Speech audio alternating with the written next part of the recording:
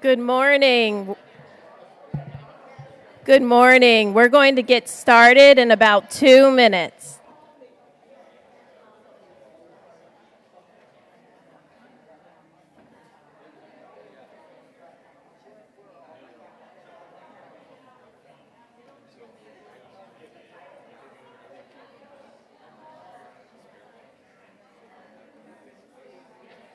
Is there anyone else out there?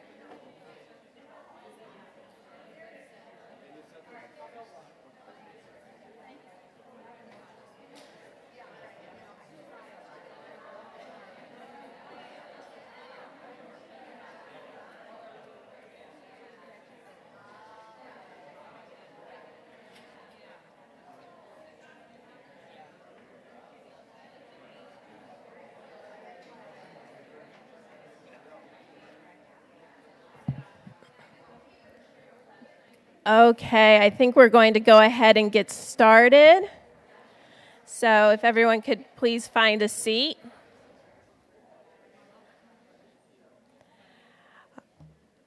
Good morning.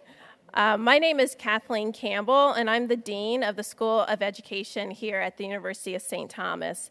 I'd like to welcome all of you on a pretty rainy day, so I'm glad everyone made it here on time and safely, to the Prenatal to 3 Policy Forum. As an early childhood educator myself, I was a former kindergarten teacher. That's how I entered into the field of education. I am thrilled that the School of Education is joining as a co-sponsor for this event. When I was thinking about this event this morning as well as over the weekend, I was really reminded about a traditional greeting that occurs within the Maasai tribe. You see, whenever the Maasai greet each other, they always ask the same question, and how are the children? And the response that is given is, all of the children are well. And this response is given regardless of if someone has a child or not, because in the Maasai society, all children should be protected. So when I thought about today and I think about the reason why all of us are here, it makes me really proud because I want to make sure that all of our children are thriving, they're able to grow in our society, and at the end of the day, when we can ask ourselves, and how are the children, I would love for all of us to be able to say that all of our children are well. So with that, I'd like to welcome Representative Pinto to the podium.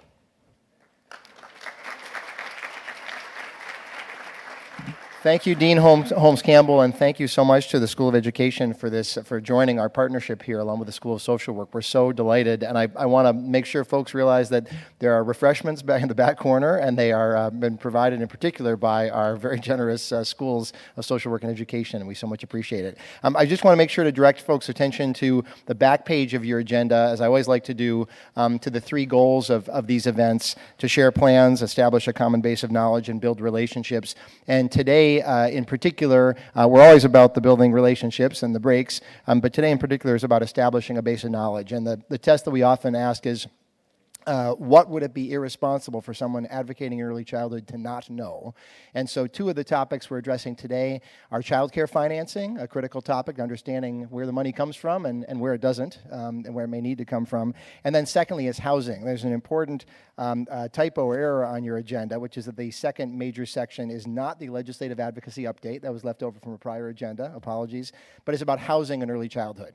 So again, today, childcare financing and housing, and then a couple of updates, and then there we go. So with that, I will invite up my co-host from the legislative perspective, Senator Jerry Ralph. So glad to be with all of you today. Thank you.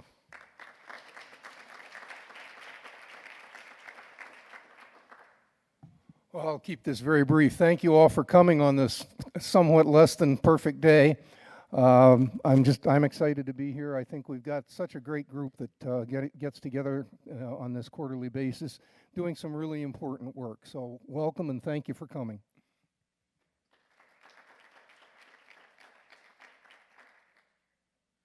Good Good morning, everybody. My name is Catherine Hill. I'm faculty at the School of Social Work. I am trying to fill the shoes of Jane Kretzman, who is unfortunately a little under the weather today.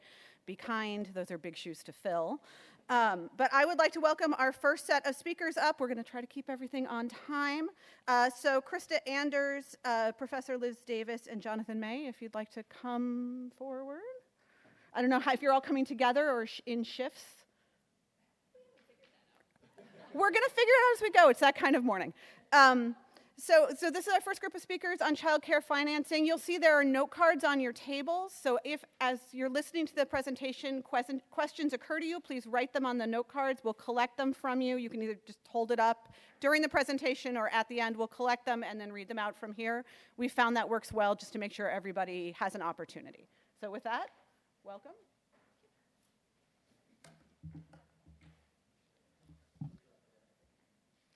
Oh, the clicker, right, okay, so.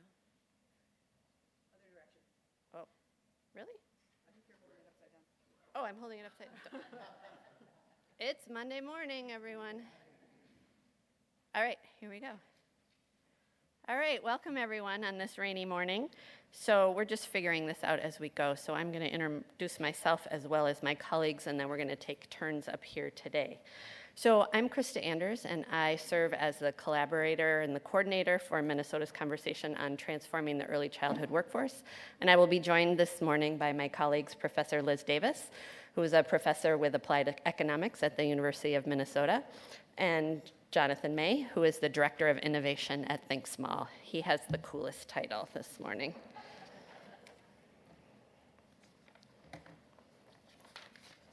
All right. So I know that talking about financing first thing on a Monday morning might not be exactly what you wanted to do when you woke up, but hopefully we're going to present some interesting and relevant information about a topic that is near and dear to your hearts. We're going to leave lots of time for questions and discussion at the end, so please jot your questions down as we go so you don't forget them. All right, first fun fact of the morning. The National Academies of Science was formed when?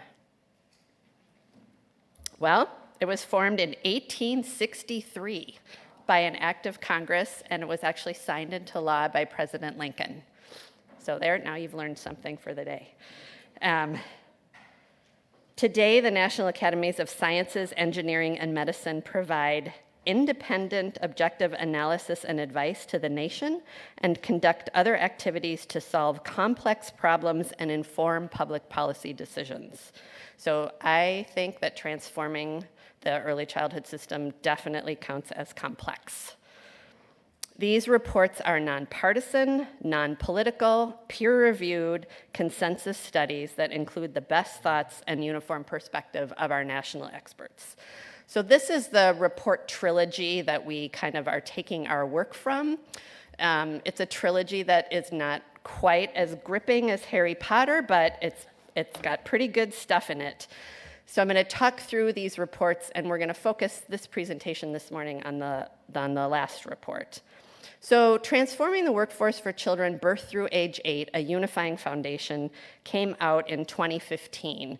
And this report, it's 600 pages long, and the first 300 pages focus on what we know about child development and the science of brain architecture and building, and how we know now what we didn't know 20, 30 years ago about all of the things that happen in those first few years of life. And we've had lots of presentations here about that, so I know you all know that. But it's really the foundation is that this first 3 years is so critical, and then it has a clear call that the early childhood workforce, who is responsible for shepherding this brain development, really needs to have more support and more credentials so that they can best do the work of this brain architecture.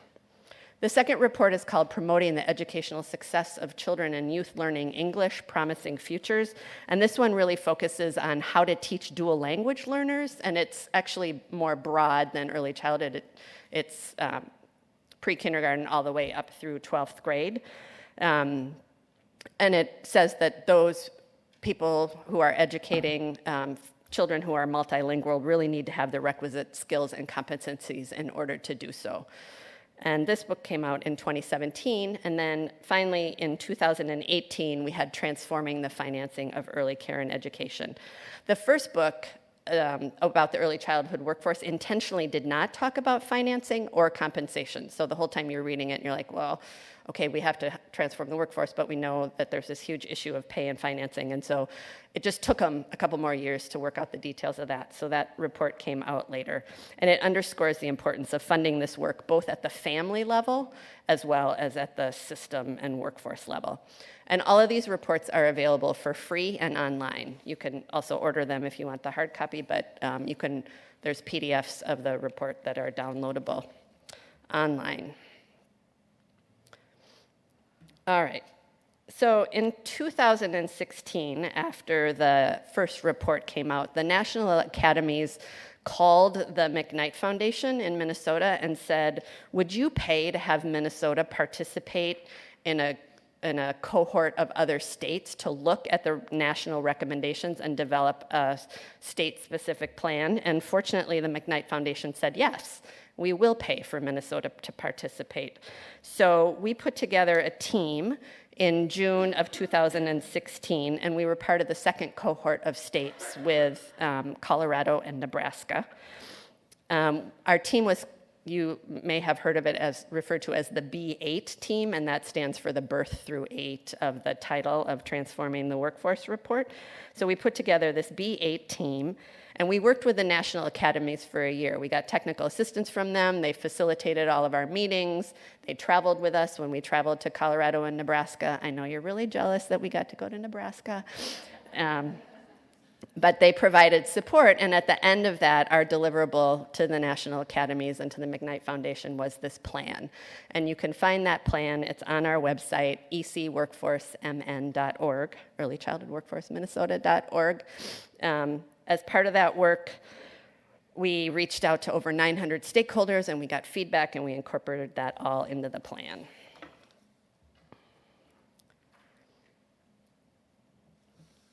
So recall that in 2018, the Transforming the Financing report came out. So right after that report came out, we held a financing summit for the better part of a day in the fall of 2018, where we brought together over 40 stakeholders to learn about the national recommendations and talk about Minnesota-specific next steps. We also incorporated the final recommendations from a group that had been working with funds from the National Governors Association that was looking at compensation. So we incorporated those recommendations as well as the national recommendations. And the report from the National Governors Association on compensation is also available on our website. And then this past summer, we pulled together a subcommittee to begin digging even deeper. So the subcommittee members include Jerry Cutts, Liz Davis, Rob Grunewald, Debbie Hewitt, Jonathan May, and Aaron Sojourner. And today, we're going to talk more about the work of this subcommittee, let you know where we're going, and talk about how you can play a role. So again, my role as coordinator of this work, and I'm indebted to all of the people who say yes and agree to serve on the various committees, and I'm particularly grateful for this team. This is a rock star team. There were 13 people who served on the national panel for the Transforming the Finance report, and 2 of them are from Minnesota, Jerry and Liz. So I feel really grateful to have those national experts right here in Minnesota, and super grateful that they're willing to serve on this committee with us. I also want to add that we are supported in this work by a new public policy research associate, Zena Noel, who's a graduate student at the University of Minnesota. I swiped her from Representative Pinto's class when I got to go to the class, so I'm really excited to have her help on this. Okay, so this morning, consider this an act in 3 parts. This presentation is intended to give you the information about the broken economic model of early care and education, as well as share what we've been working on. We're just at the beginning of this work. As I mentioned, we've had 3 meetings to date. We just started working this summer, but we hope to be able to come back later and share more specific details and some of the actual numbers with you. So with that, I'm going to turn it over to Jonathan.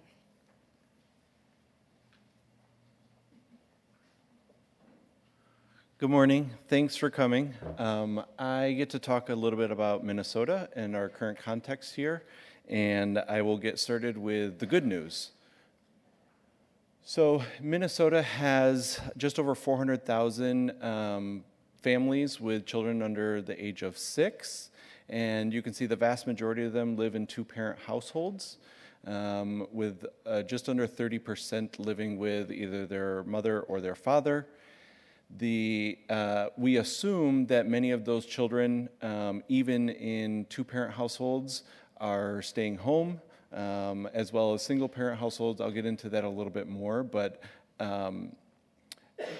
when we look at the labor force participation of the families, there's still really high participation. We all know that Minnesota is blessed with a really low unemployment rate, but this also presents opportunities for children to be in formal care arrangements. Minnesota has really great median family income, especially when compared to the U.S. In fact, the median family income of families with children, with young children, is higher than the U.S. average overall. So we're really blessed in that sense. However, as you'll find out when we get through this presentation, it's not all good news.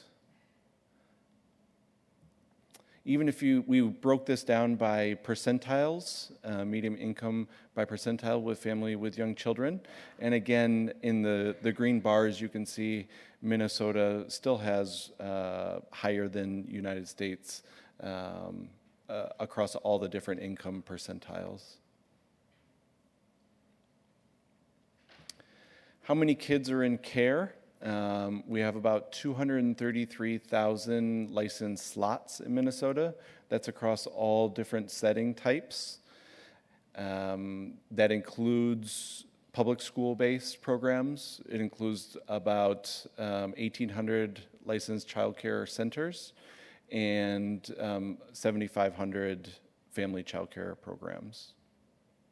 Those numbers fluctuate a lot, especially the child care centers and family provider programs. So it really depends on when the data are pulled. So the current status, and this is where I start to transition from the good news to the not good news, is really this is an issue of the affordability of child care, and especially affordability when you're talking about high quality child care. And that's an important distinction because, as we all know that you are aware, we want everybody in high quality care, not just in care. So it's hard for parents, especially those parents who are working or trying to work. Sometimes parents or families choose to delay having children or not have children at all because they understand the financial burden that childcare they have to overcome with childcare. And then just in the market, we have issues with not enough slots.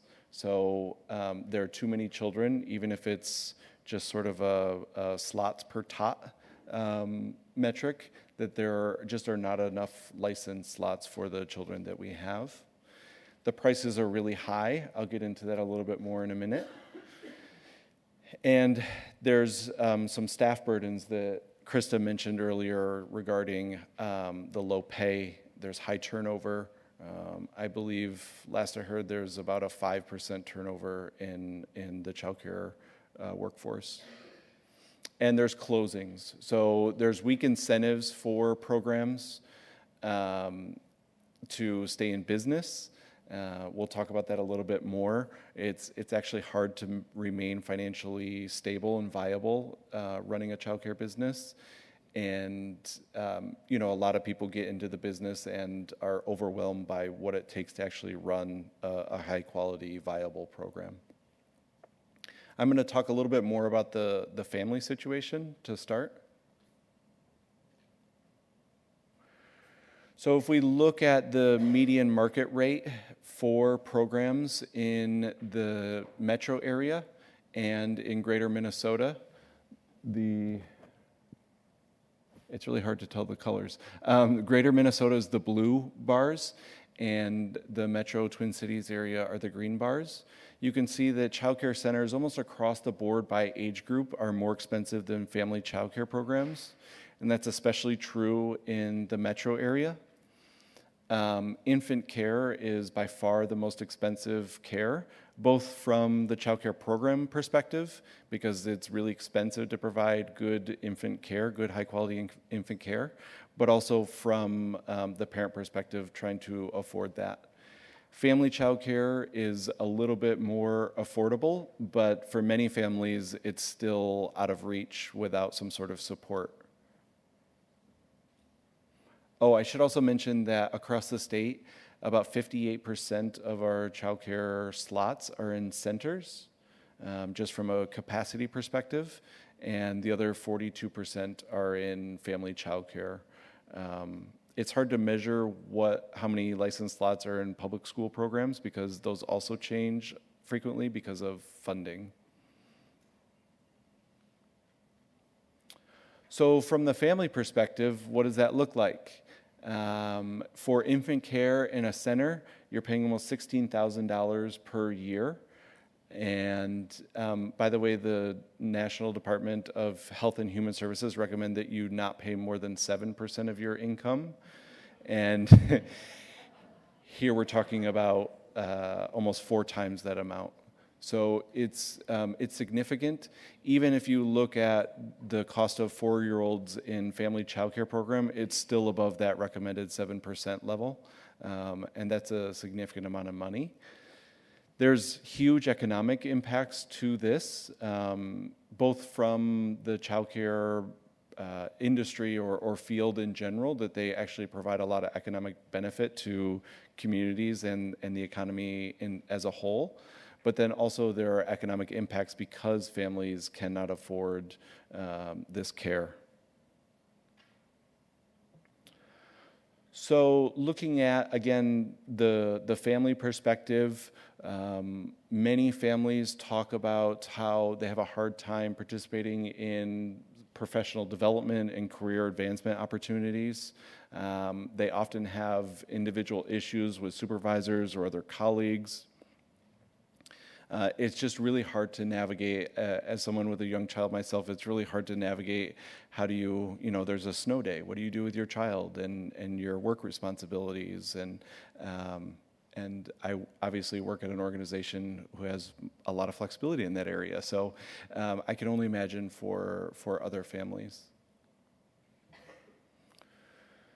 A lot of parents and people in the workforce talk about how they've had their work hours reduced, they've had to turn down other job opportunities or promotions, they've had to change from full-time to part-time work. All of these have negative impacts, not just on the economy, but also on the families themselves.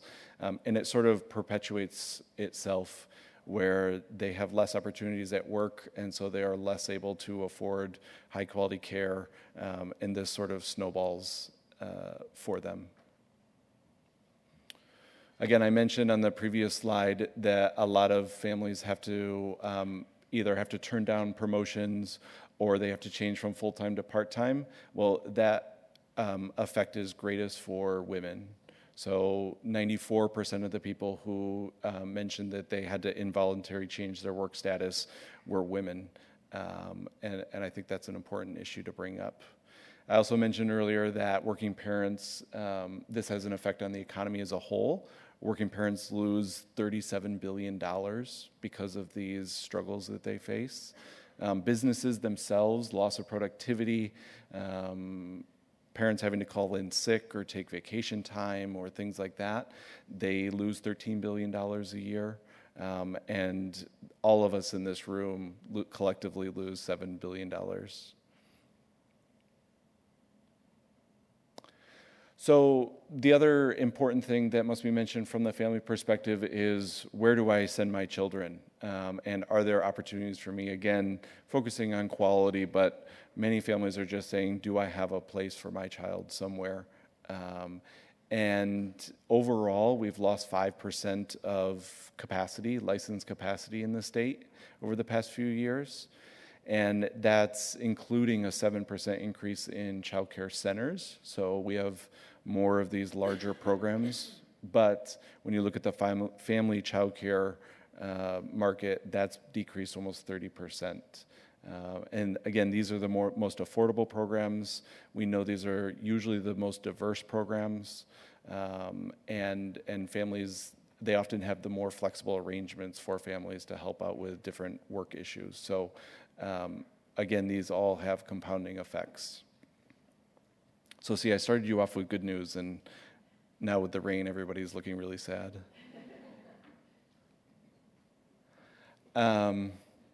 I will turn this over to Krista again. Thank you.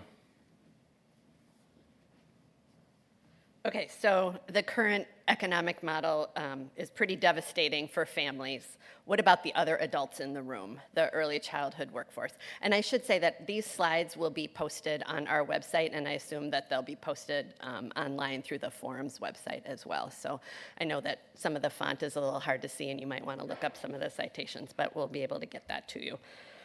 All right, so the current childcare industry is literally built on the backs of childcare teachers, and the tuition prices are kept artificially low at the expense of teacher compensation.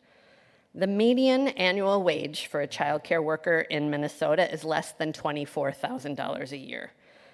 Early childhood professionals in Minnesota work long hours, receive few benefits, and struggle to meet their own family's needs. A recent study of child care center staff in Minnesota found that 55% worry about having enough to pay their families' monthly bills, 39% worry about housing costs, and 24% worry about having enough food for their own children. So they're spending the day taking care of other people's children and trying to nurture and support them. And in the back of their mind, many of them are thinking, how am I going to pay the rent? And what am I going to put on the table tonight for food to feed my own children? This is just morally wrong. Minnesota spends $43 million per year on public assistance benefits to support the early childhood workforce. They're so poor that they qualify for that level of public assistance. And this data is a couple years old, so we're probably spending even more money than that right now. The early childhood workforce, that includes the teachers, assistant teachers, aides, family home providers and business owners, early childhood family educators, early childhood special educators, and the like. They're literally the foundation upon what the rest of the early childhood system is built on, and that foundation is crumbling and broken. We believe that Minnesota needs qualified, diverse, supported, and fairly compensated early childhood educators so that parents can go to work, businesses can hire employees, and children can thrive.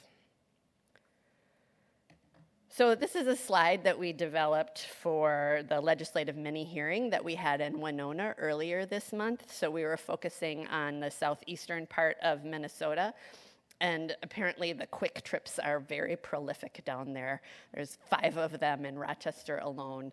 And in Rochester, if you go to the quick trip, you can start out at $27,000 per year.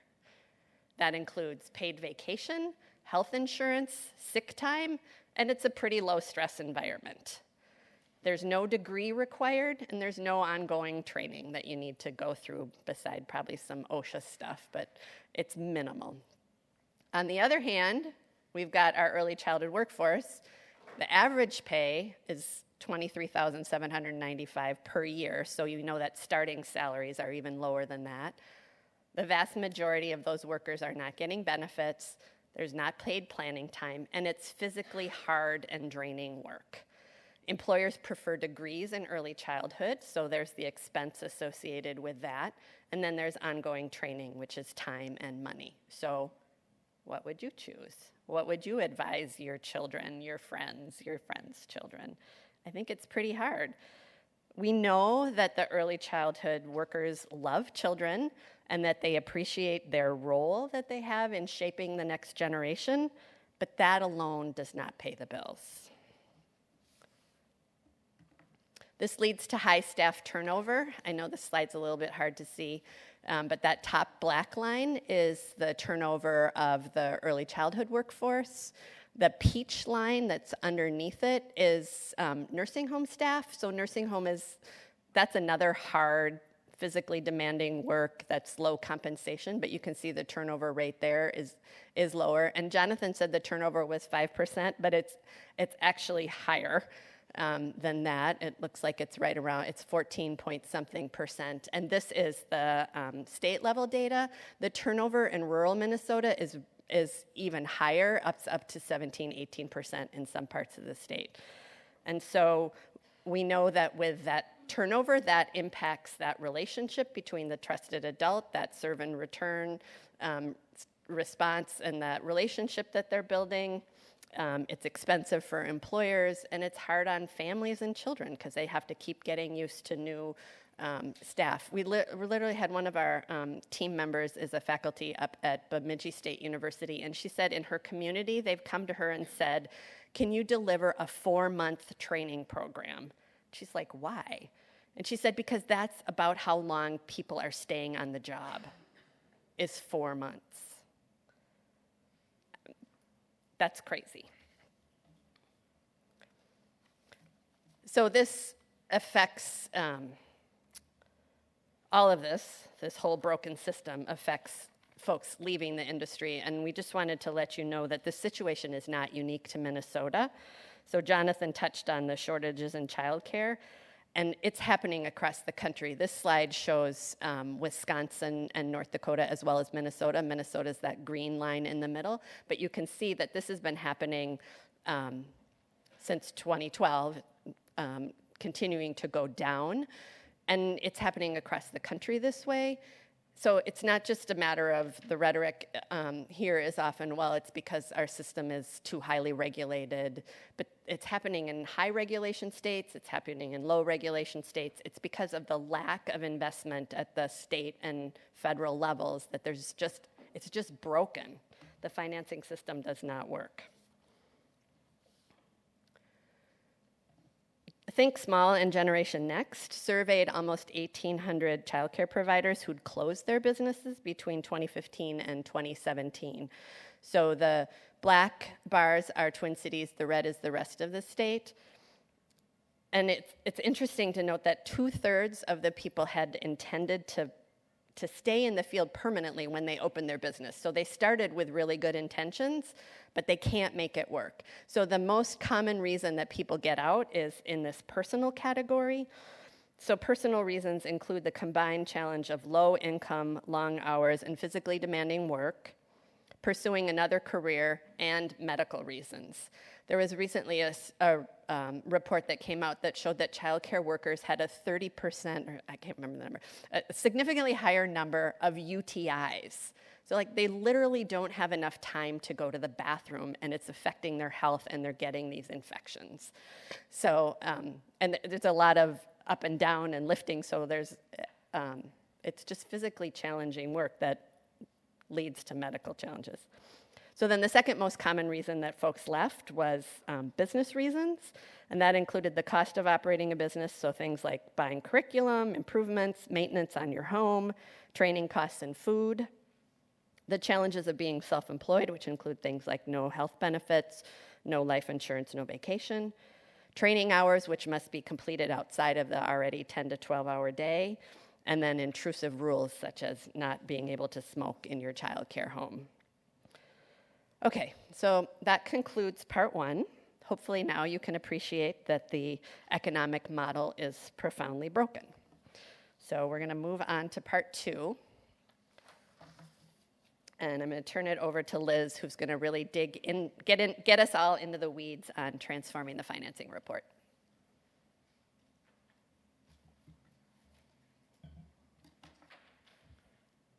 Thank you, Krista and Jonathan, for setting up kind of the circumstances, the conditions, the problems we're facing in Minnesota and nationally around early care and education. And thank you all for being here on this rainy day. I think I'm holding it the right way. Yeah. Okay, so what I want to do is give you a brief overview of this study and its key findings, what the goal of the study was, what we did, as background for the work we're doing this subcommittee is doing here in Minnesota, so that you understand sort of what we have to build from in terms of the estimates of cost and the discussion of financing mechanisms, and maybe where we want to push the work a little further in Minnesota than the National Committee was able to do. So just briefly, this study was sponsored by the National Academies of Sciences, Engineering, and Medicines, and most of the studies they do are funded by other groups. So this study was funded by a coalition of federal government agencies, foundations, and other organizations. And the National Academies pulled together a committee of experts in early childhood, in financing, in some related fields in order to do the work.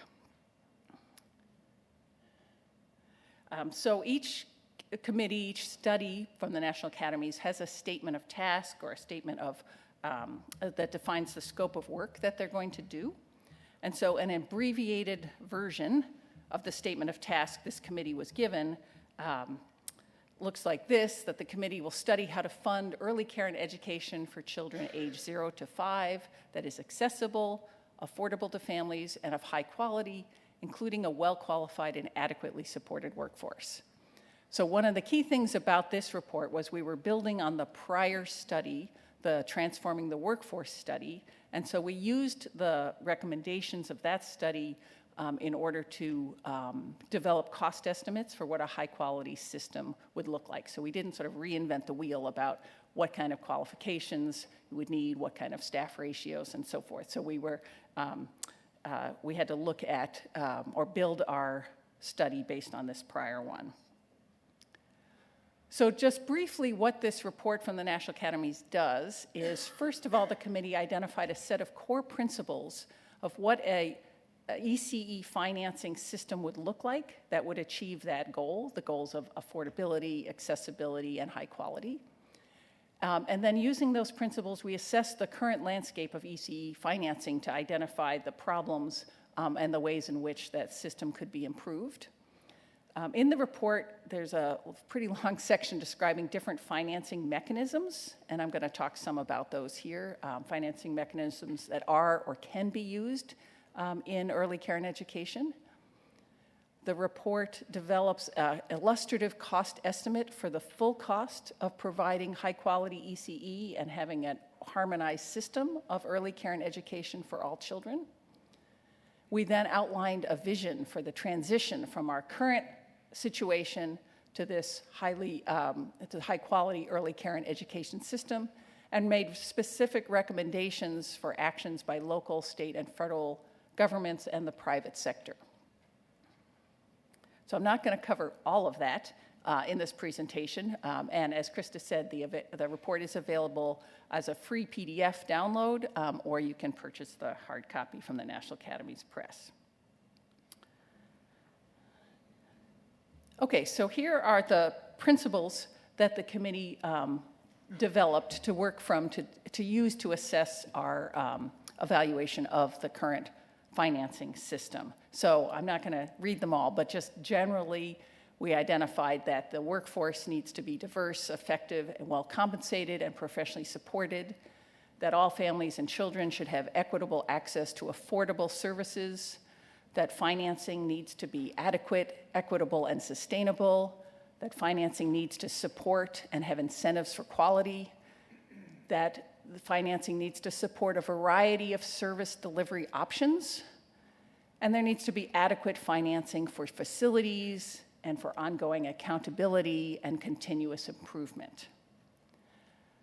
So when we use these principles and look at the current system, we can think about the problems. We've talked about some of the problems in the early care and education system already, talking about their impacts on children and families.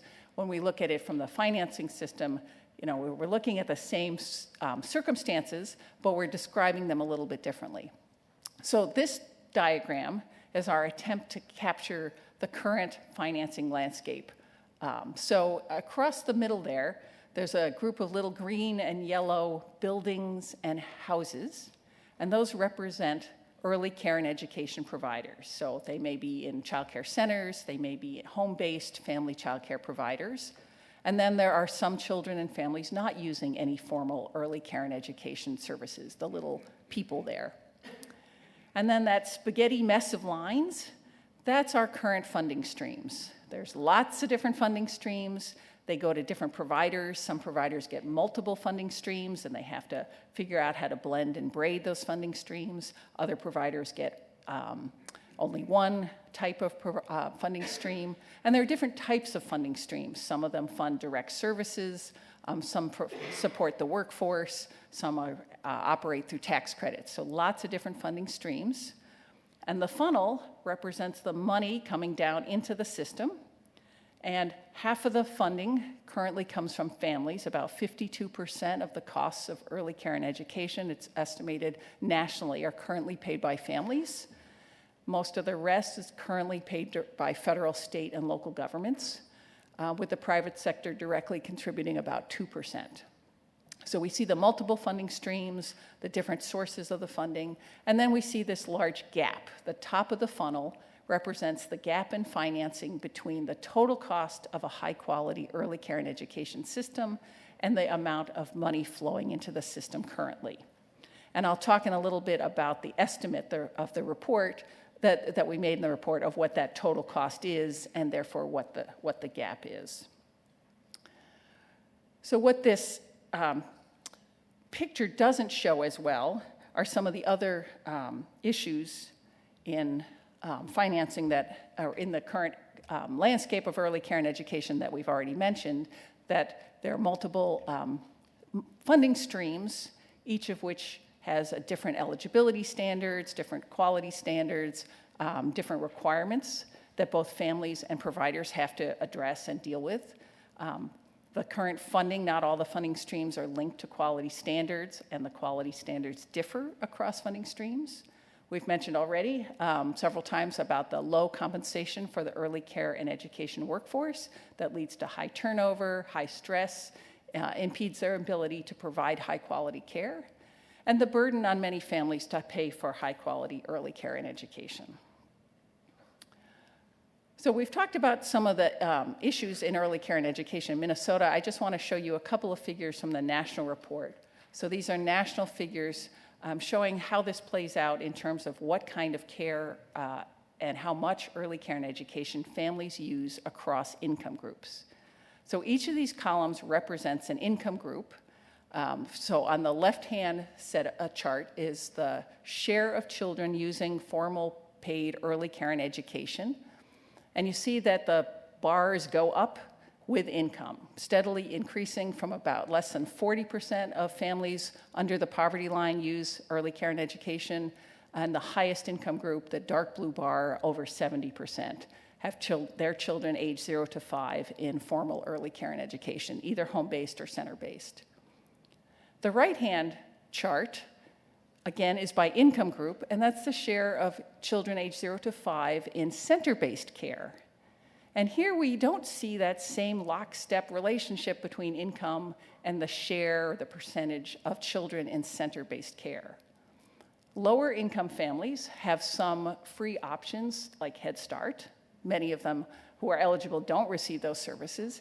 But then we see this dip in the middle as families have too much income to be eligible for free services like Head Start, but they can't afford center-based care on their own.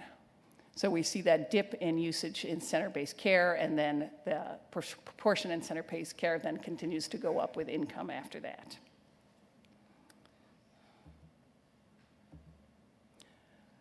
Okay, so I've been throwing around terms about financing. Monday morning, rainy Monday morning, we'll make financing fun. Okay, so in the report, we defined some terms so that we would kind of try to be consistent in what we were talking about.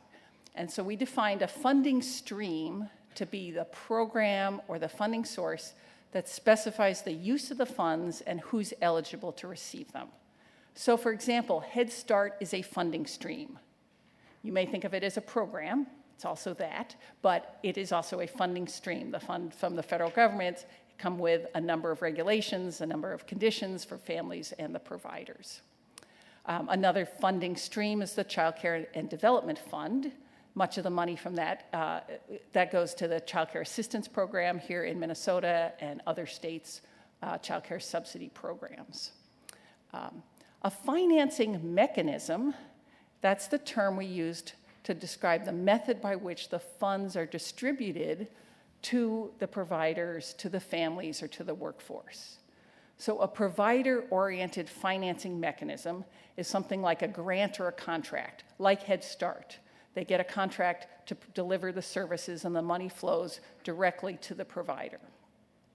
A family-oriented financing mechanism is a method by which the funds are distributed directly to the family to help pay for early care and education, like a tax credit, the Child Care Independent Tax Credit. A workforce-oriented financing mechanism is where the money flows to a member of the workforce. It could be a grant for professional development, or it could be a tax credit that goes to someone who works in early care and education like they have in Louisiana. And then system-oriented financing mechanisms go to the system level to pay for perhaps data systems or a system of professional development. So the committee spent a fair amount of time thinking about these different financing mechanisms and thinking about our principles and how whether specific financing mechanisms support those principles better or worse. And there really is no one financing mechanism that necessarily meets all of those criteria and all of those principles. So I think it's really important to think about at the financing level, what is the goal, what are the goals we're trying to achieve, and how do we do that with these different financing mechanisms? Now, there's funding streams, there's financing mechanisms, there's also revenue sources. Where does the money originally come from to pay for these funding streams that funnel through financing mechanisms?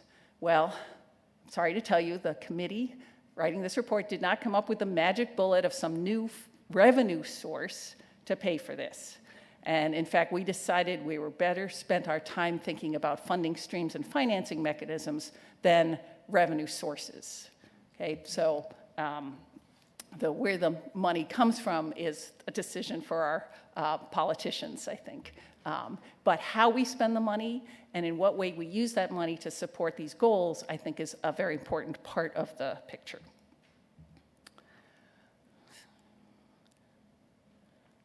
Okay, so in early care and education, I've already mentioned some of these funding streams. There's basically two types of funding streams. The type that go to fund subsidized care directly or indirectly. So Head Start is a funding stream, and it uses a financing mechanism where the funding goes direct to providers. The Child Care and Development Fund, or here in Minnesota, the CCAP program, is a funding stream, and it uses, it funds either through contracts or vouchers to families to pay the provider, the ECE provider. And state or locally funded pre-kindergarten across the country, those programs have very different financing mechanisms. Sometimes state or local pre-kindergarten is funded through direct contracts, but it's also funded in different places by vouchers, scholarships, grants, or school funding formula. So when you've got funding streams, just because currently there's a specific financing mechanism that's being used, doesn't necessarily mean that's the only way that that funding stream can be, can get the funds to the entities, to the providers and the families. The second general type of financing streams is tax credits, okay? And a fair amount of money for early care and education flows through the tax system in the form of tax credits to families and employers. So the Child Independent Care Tax Credit and the Dependent Care Assistance Program. Okay, now you might not think of that as money, but when families don't have to pay as much tax, they are saving money. They can use that money to pay for their early care and education or their other expenses. Now, one of the issues with these tax credits is they tend to benefit middle and higher income families more than low income families. They're not always fully refundable, and so a family that doesn't have an income tax liability doesn't benefit from an income tax credit. Okay, so the committee, in the report, we describe these financing mechanisms, and we describe the ways in which they may or may not support the different criteria. So we asked questions for each of the financing mechanisms. So for example, does it cover the full cost of providing high quality early care and education? So the financing mechanism through the Child Care and Development Fund, the CCAP here in Minnesota, the Child Care Assistance Program, does not generally cover the full cost of providing high quality early care and education. Does it provide incentives to attain and maintain quality? Yeah, CCAP has some incentives for quality in terms of higher payment rates for providers who are highly rated in Parent Aware. We also asked whether the financing supports the ECE workforce that is adequately compensated and professionally supported.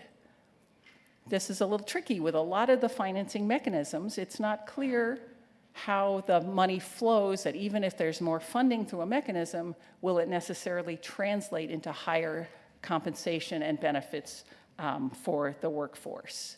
So, but Head Start and some school-based pre-kindergarten programs, by having contracts that in the contract with the provider, one can specify that the teachers have to be compensated at a level, for example, comparable to K-3 public school teachers. Another criteria is whether the financing supports equitable access to affordable early care and education for all families. Okay, and in some cases, it would if all eligible families were able to participate, but often the funding is inadequate to support all eligible families. And does the financing support a variety of service delivery options? So a school-based pre-kindergarten program, may have certain advantages in terms of covering the full cost of quality care and perhaps providing equitable access for 4-year-olds, but doesn't necessarily provide access for 0 to 3-year-olds, may in fact have implications for the child care providers who are providing care for infants and toddlers. So families need a variety of service delivery methods or options in early care and education because they have different needs for different age children, different times of day, different days of the week, and rural versus urban solutions. So thinking about financing mechanisms that can be used in a variety of different settings is also important. And then finally, we also looked at whether these whether the financing mechanism provides adequate and sustainable financing for the facilities and for ongoing improvement and monitoring of that quality. So we don't want to say, well, we think we're paying for quality and never check and never kind of have that monitoring to make sure that quality is being maintained.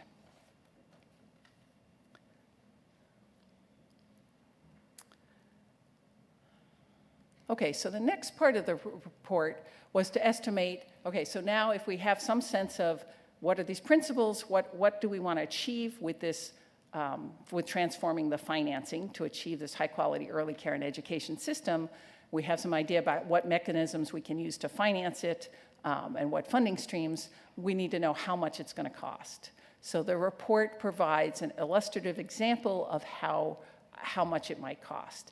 And we say illustrative because there's a number of cost estimates out there, and they all depend on the assumptions you make about different things about how the system is going to work. And so we don't necessarily think our estimate is the end-all or be-all, but it's a foundation for thinking about how much this might cost, and then, okay, where are we going to get the money from? And so in our Minnesota committee, one of the things we're trying to do is look at this national estimate and think about how this might differ for Minnesota.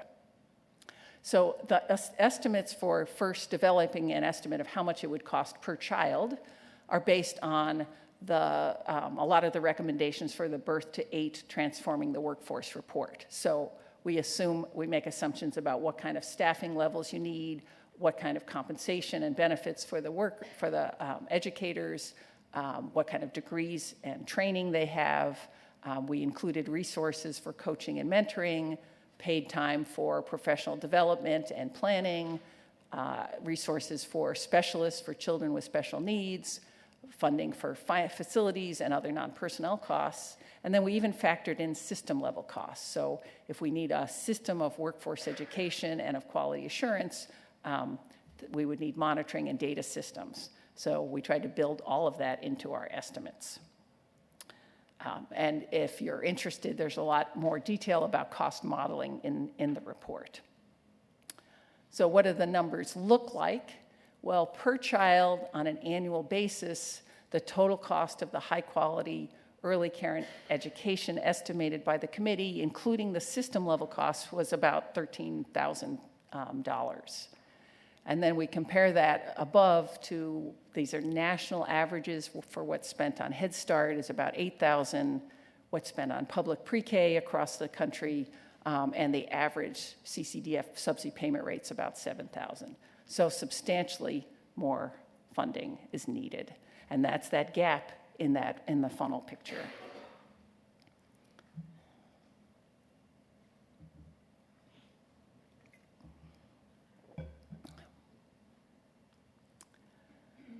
So the committee then took that annual cost per child and added it up for all the children in early care and education. So what is this going to cost nationally?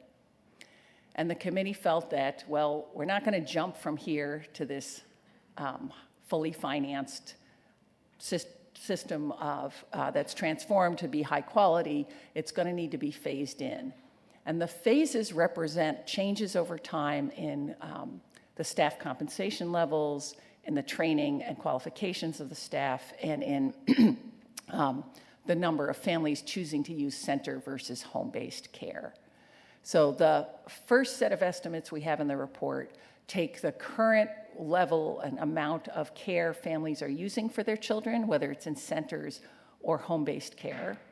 And this set of estimates we call dynamic, because we assume that as early care and education becomes more affordable for families and of higher quality, we expect families will use more of it, and that they will generally, some families will shift from home-based to center-based programs. I mean, we've seen that trend over time anyway, but we think that will continue. So we have an estimate of how that will happen, how much will happen during the transition. So the bottom line number here is the 139.9 in the upper right-hand corner. So our estimate is that the total cost of the high-quality early care and education system nationally would be $140 billion per year by phase 4 when it's fully implemented. That's an increase in current spending of about $53 billion. So if you look at phase 1, the increase of $4.8 billion, it starts fairly small as we're shifting, as we're increasing the quality and affordability, and over time that increases. Now, $140 billion sounds like a lot of money, but if we actually compare that to what OECD countries, which are mostly Europe and Japan, spend on early care and education as a percent of their gross domestic product, that is, as a percent of their national income, they average about 0.8%. Currently, we spend well under half of 1% of GDP on early care and education in the US. And in phase 1, we would be spending, the estimate amounts to 0.4% of GDP, and phase 4 is still just slightly under the OECD average, 0.75% of current US GDP. So that big number, that $140 billion sounds like a big number, but compared to the size of our economy, it's not very big. And it's proportionally less than what we spend on K-12 education. So we also looked at how this increasing cost of a high-quality system might be shared amongst the private sector and the public sector and families. Now, if families don't have to pay anything for early care and education, pay anything out of pocket, of course, they'll still be paying for it through their taxes, but if there's no fee charged at the level of the provider, so family payments are zero at all income levels, then the entire increase would have to come from public sources, or public and private, not non-family sources. But the committee said, well, it seems like families of higher incomes, it might make sense for them to continue to pay for these services directly, at least contribute something to them. But we felt that payments for families at the lowest income level should be reduced to zero. Currently, some families with very low incomes are spending a very high percentage of their incomes on early care and education. And that family payments should be increase as a share of family income as income increases.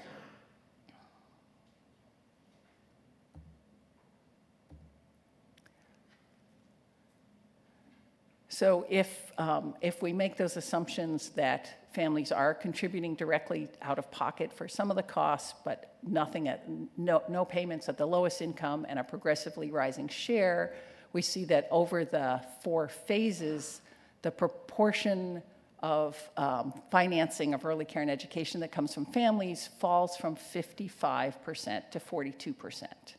So as the system the quality increases and the costs increase, there's a shift away from family payments to public and private assistance. Otherwise, families still aren't going to be able to afford it. Okay, so let me just end by summarizing a few of the key recommendations of the financing report. So one of the things about having a consistent and organized system of early care and education financing, it needs to have consistent standards for quality across all early care and education programs. Right now, each of the different funding streams, if they have any links to quality standards, the quality standards differ. And right now, the burden of managing that is put on the providers. So a consistent set of quality standards and then linking funding to meeting, attaining, and continuing to maintain those quality standards. But we also need to ensure that the funding is sufficient to cover the total cost of high-quality care and education.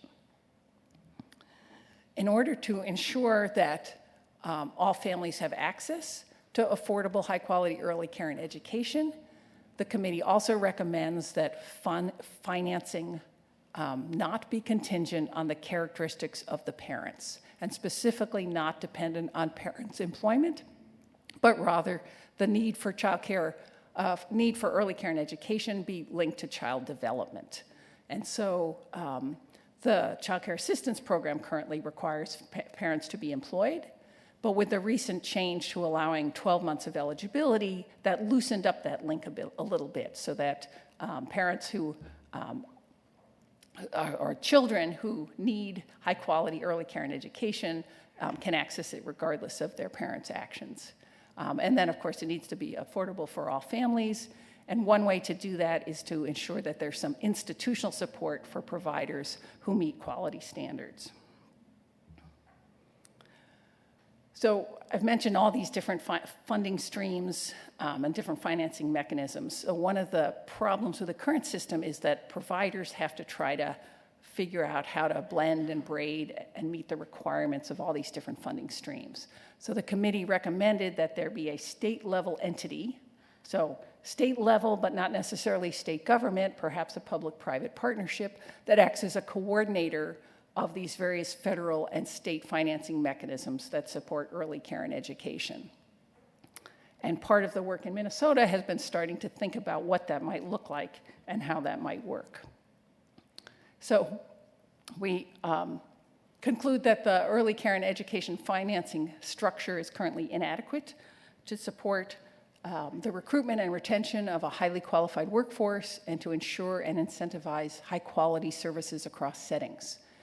Only a small share of our children currently have access to high-quality programs, and families are struggling to afford early care and education, and especially to afford high-quality early care and education.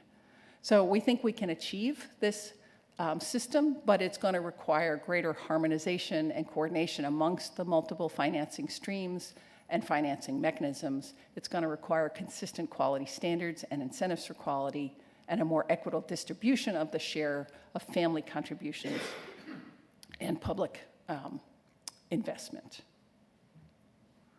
So there's lots more in the report. If you want to read it, here's the, there we go, here's the link. And now I'm going to turn it back to Krista, who's going to tell you more about what we're working on in Minnesota. I'm not Krista, I'm just jumping the line for a second. I just wanted to do two things real quickly. One is remind people to be writing down questions on note cards. This is a lot of information. I'm sure you have questions, so please be writing them down. We will have time for questions. I also wanted to just take a minute to acknowledge some of the other elected officials who've joined us today. Not all are able to be here all morning, so while everybody's here, I wanted to acknowledge them.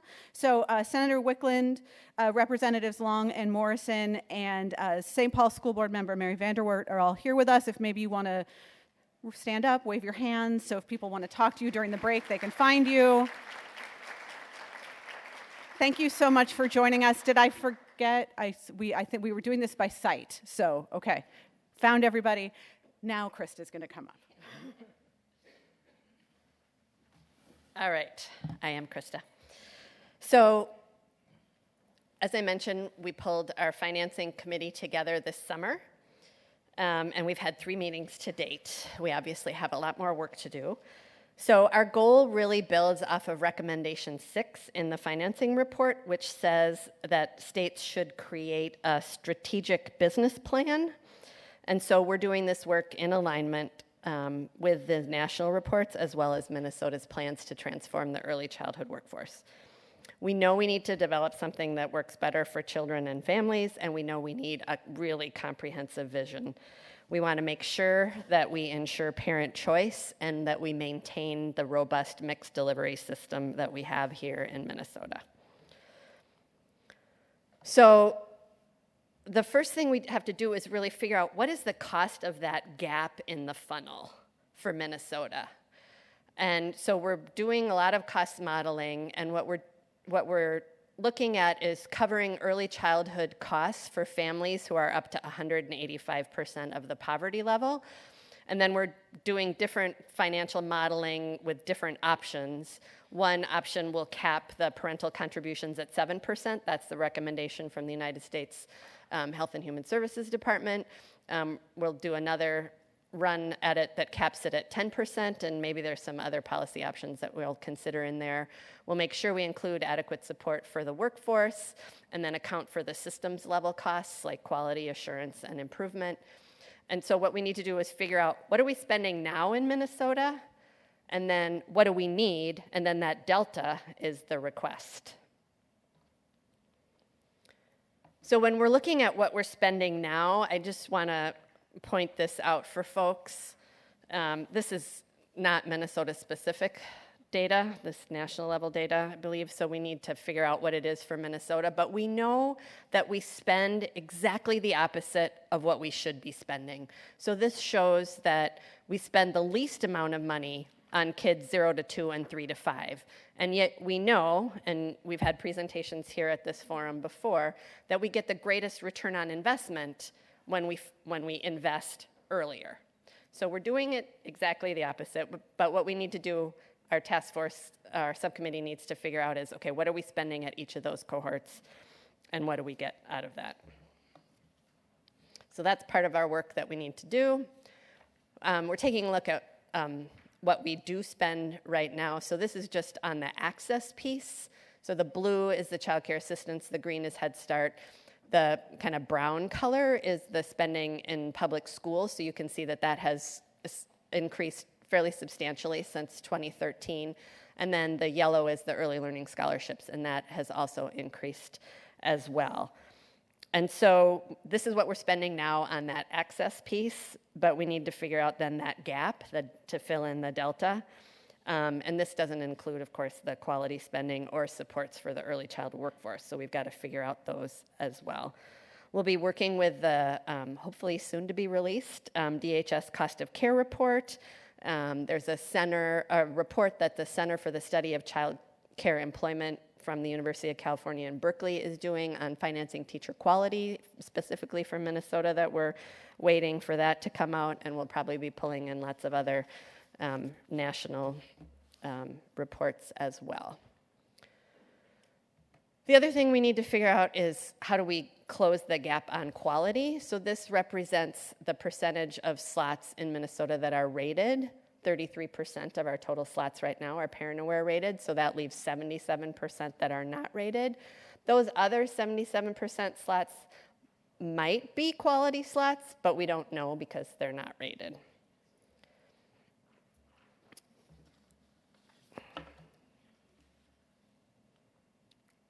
All right, so then future steps, we'll take those cost estimates and make recommendations based on those, figure out timelines for implementation. Liz pointed out that this is not going to happen overnight, that it should be phased in. Whether Minnesota picks 4 phases or not, we'll have to figure that out. We'll consider mechanisms for distribution, consider mechanisms for revenue generation. We're obviously going to have to do this work in coordination with lots of other stakeholders, coordination with the federal partners. The report, interestingly, did not make recommendations for the breakout of how much the feds should share in closing that gap. Obviously, we would like it to be a substantial number. And then we need a set of principles that can be clearly communicated and understood. And Liz talked about the 6 principles that the national folks left. On your table, there's some handouts that have those 6 principles, as well as the criteria for assessing the financing mechanisms against those. We're really interested in hearing from people about what you would recommend. What are the principles that we should be using in Minnesota to assess whatever proposals we come up with?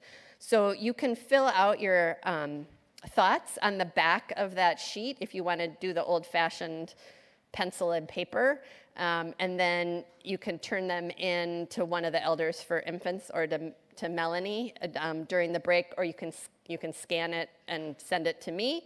Or we have embedded a SurveyMonkey on our website, and that is the URL link for that, Finance ECE.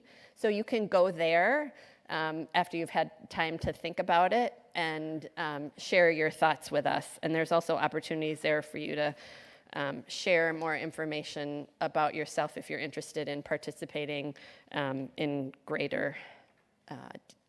greater depth than just filling out the survey. And this is our website. If you've got more, there's lots of stuff on our website. We run a really lean operation, so it's not a fancy website, but it's got a lot of information on it. So you can go there and figure it out. There is, up at the top, you see it says contact us and share your ideas. You can share just really general thoughts there. And then if you want to take the specific survey on the financing piece, that's found under Minnesota's efforts, and then look on transforming the financing, and then you have to scroll down, and then it's embedded in there. If you've got any problems, just fill out the contact form, and I can help you on that. So thank you very much for your attention this morning. We're going to open it up for questions. If you have a question on the card.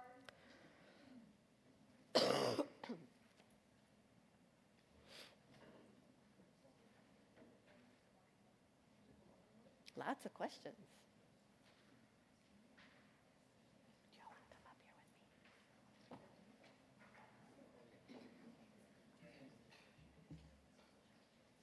Holy cow. I know. I don't hear. All right, we can read the handwriting on this one, so we'll start with this one. Did the researchers consider a possible medical plan for all ECE providers in order to lower the cost of paying for coverage for the early childhood workforce? That's a Liz question. So, kind of like an insurance pool for everybody. Right. That's a good question. So did we consider a possible medical plan? So I think we didn't specifically consider that as a way, as a financing mechanism. I think one could. I think, one of the current issues with the system being so uncoordinated is that you'd have to have a more coordinated system of who's in the workforce, and are you talking about just center providers or home-based as well? But we didn't specifically cost that out, no. Take that one. We're sorting in real time. Most infants who are in child care are cared for by family members or close friends. This care is often trusted, culturally grounded, and flexible. How can we compensate and support these infant caregivers? Great question. Likely needs something to be included. Again, when I mentioned we want to support parent choice, that is absolutely critical. We're not trying to force parents to choose something that doesn't make sense for their families. Families know best what kind of care their kids need. So we'll want to include that. And from a financing perspective, infant care is the most expensive because each adult can't care for very many infants.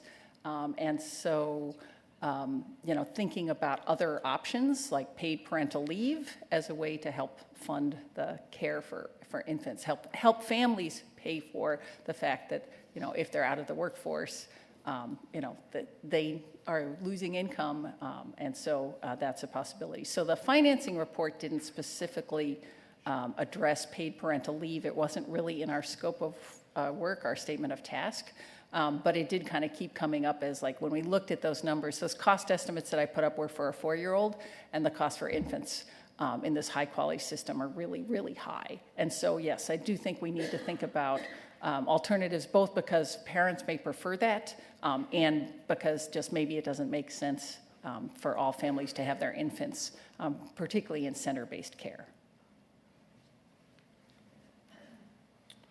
There's a question here about how is quality defined in these reports and recommendations, and do the definitions of quality encompass culturally relevant practices and approaches that lead to racially equitable results?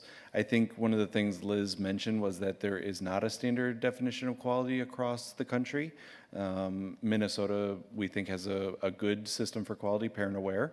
I know that there are it's always being improved on, and so that's a good thing. We welcome those improvements, and there has been an increased focus on incorporating more culturally relevant practices in that definition of quality in Minnesota. So I think we're working on it, and across the country we need a better system to be able to evaluate differences.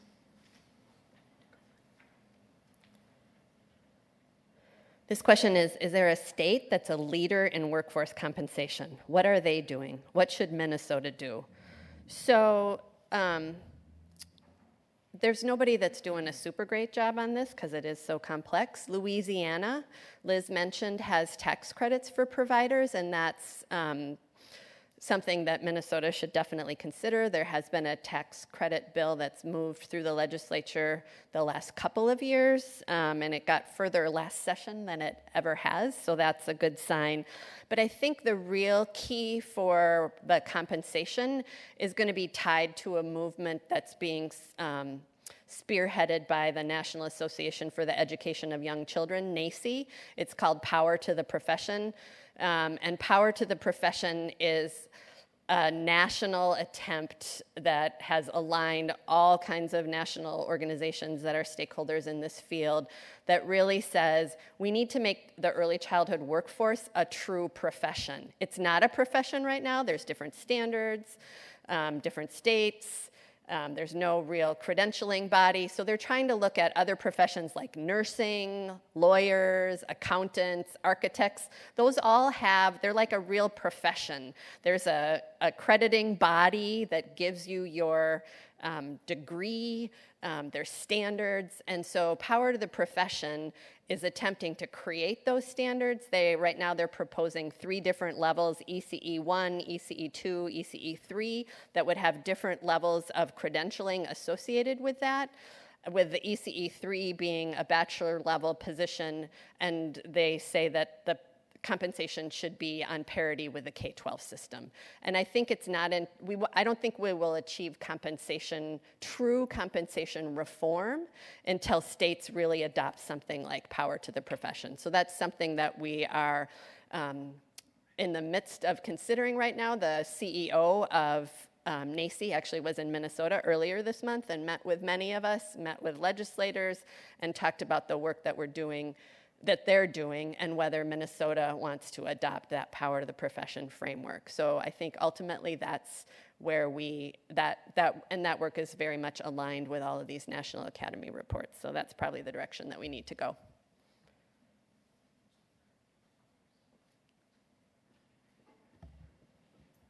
So this question was in response to my comment that the committee said that funding for early care and education to not necessarily be linked to parent employment. And so the question is, does it mean public financing for children to go to childcare even if parents don't go to work? And starting at what age and how many hours per day? And would this change from one age to another? And so my first response is to think about K-12 school. We don't require parents to work when we fund schooling for children starting in kindergarten. So I think it's a good question. At what age should we be considering, paying for childcare even if parents don't work? But that's where thinking about this from a child development perspective. So I think there's a growing consensus that maybe at age 4, it's important for children to be in places where they're interacting with other children and starting to get ready for school. And yes, some children do that at home with their parents just fine. But in other cases and other times, we realize that it helps to have children starting those experiences sooner. So I think part of this recommendation from the committee was also in response to the very tight link that there has been between parent employment and child care subsidies. And that link was so tight that any change in the parent's work hours might mean the child would no longer be able to go to that particular provider. So in order to have more stability of care arrangements is really important for young children. And so tying the receipt of that assistance so closely to employment was problematic from a child development point of view. So I think it's sort of, maybe we're not necessarily completely doing away with employment-based childcare subsidies, but thinking about from a child development point of view what the child needs, regardless of whether or not their parent is employed, is an important principle. We have a lot of great questions here, but we're getting close to our time, so we're going to end with this one. The question is, how can we build the political will to fund ECE when it has become so politicized and partisan? I guess I would turn that question back to you all as advocates and supporters of this work, and then all the elected officials in the room. I think together we can build a great coalition to move Minnesota and the country forward to help families and childcare workers. Thank you all, and I'll turn it over to Catherine. Yes, thank you. Otherwise known as not Krista. Not Krista. We have so many good questions up here, and I was just chatting with Krista, and she said she was going to try to answer a lot of them on the website. So if it's something that's not on the website already, she's going to go in and make sure that that content gets added. So if you had a question that wasn't answered, talk to her during the break, but also that information will be put on the website. We are going to go ahead and take a break now. I put my agenda down, so I don't remember what time we're coming back. Come back at 10:55. Thank you. That's what I was looking for. Come back at 10:50, 10:50. There are refreshments in the back. Please, take this time to talk to each other, your table mates. Thank you very much. We'll see you in a few minutes.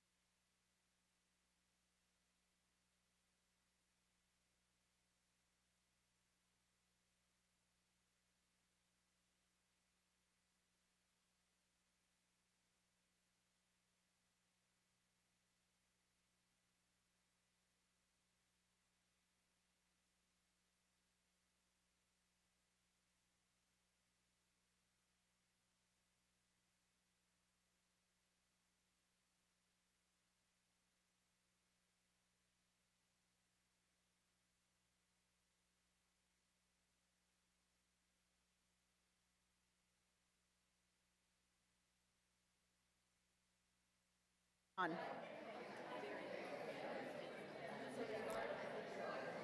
Okay, now the microphone's on. Oh, I have so much power all of a sudden.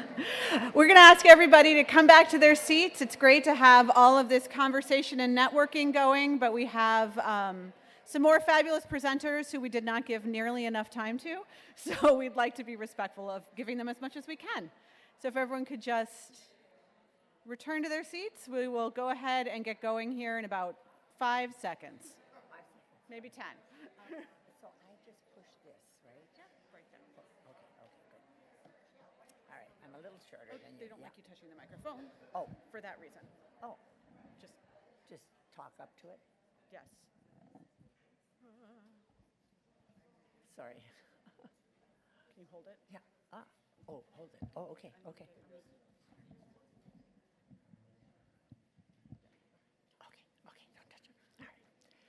All right. Good morning again, everybody. I'm Mary Kay Stronach, one of the Elders for Infants group. And I want to tell you that I'm really excited today to have this focus on housing, the mislabeled part of your agenda. And I hope that what might happen from this is that all of our vision for P3 services, for pregnancy to 3 years old services, might be a little broadened today by considering housing as something that underlies everything that we do. Elders are not housing experts, as you might guess. But we are experts on the needs of this population. And I'm happy to say, and so we're going to be getting together today, and I'm happy to say that more and more organizations are getting the connection between the pregnancy to 3 and housing. And I have a little quote that I want to, I think it's gonna, oh, here. Okay, this is from HUD in 2014. And they're saying there that children are particularly vulnerable to influences from their residential surroundings. I'm amazed that this is up at the federal level. And as you can see, if you just read the rest of it about how involved they are in understanding our work. So the speakers today the first speaker today is going to be Eric Grumdahl, who's going to do an overview of housing from Minnesota Department of Education, and the speakers are the experts.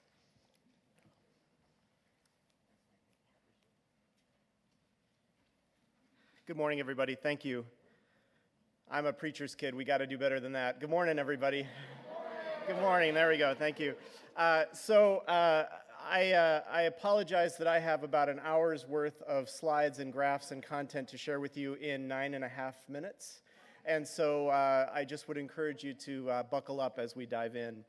And really the point of entry that I want to start with is the fact that every single day in Minnesota, there is a child who is born to a family that's living in an emergency shelter, in a transitional housing program, or living somewhere that's not meant for habitation at all, like their car or a shed or somewhere that really you wouldn't imagine any newborn being. And in fact, over the last 2 state fiscal years, about 500 children have been born into homelessness, and so it's actually even more than once a day. That population is even bigger when we consider individuals that might be couch hopping, staying with somebody, staying with a friend or relative. And so I just like to ground this and have you pause for a moment to just consider the challenge of parenting compounded by not having anywhere that you know you can stay night after night after night. And when people are asked what causes homelessness, where people often go is to a series of individual factors. They think about, was it a bad decision? Was it a substance abuse problem? Was there a mental health challenge? And certainly every individual, every family, every child's experience of housing instability and homelessness is different and may have some of those elements in common. But what I really would encourage us all to do in our collective work is to raise our sights and think about homelessness really as the product of a series of policy decisions and systems that weren't always this way. So we have had challenges that people face in terms of chemical use or substance use or mental health forever. We have not had mass homelessness forever. And so, so some of these factors around just the deinstitutionalization of our mental health system without the corresponding community supports that were intended to be provided with that. The fact that a lot of our big economic shifts in our economy really impact and destabilize the lowest income individuals most significantly. And most importantly on this slide, the divestment in our federal housing support. We in the 70s were producing enough public housing and rental assistance to almost keep up with need. And in the 80s, that changed dramatically. Another critical factor as we think about homelessness at a systemic level is the impact of racism and racial inequity at a structural level over generations. And so this picture is one dramatic way to see that, where from the left side of the slide to the right side of the slide, we look at first all Minnesotans, and that dark black line suggests that if every population were equally represented to the general population, that's how we'd look all the way across the graph. But when we look at individuals that are paying more than they should for their housing, we start to see some differences. When we look at individuals in poverty, we see some even more dramatic differences. And then when we look at homelessness, we see dramatic and stark inequity. And so the only explanation of that is that there are kind of structural challenges that have lasted for a long time that are contributing to the inability of some members of our community to be able to find an option when those options have historically been denied, when their family may not have been able to create a buffer of generational wealth that can be used to kind of stave off a bad economic situation or a health crisis. And so, so these kind of systemic factors are critical to our understanding. Homelessness, you probably know, is also a housing problem. And so this is a picture of just on the left graph, the stacked bar is a picture of how we currently distribute the development of housing units in Minnesota, just given market forces, where we develop about almost 9,000 units every year. The little tiny sliver of 100 units at the bottom are for the lowest income Minnesotans. But if we were actually doing this on the basis of income distribution, we would be actually developing 25 times as many units for that population. And so homelessness is, of course, a housing issue. We also see that at the moments where our affordable housing economy is doing best from the perspective of property owners, it's doing worse for renters, because what that means is that rental markets tighten. When rental markets tighten, rent levels go up. That displaces some individuals that would otherwise be needing that housing.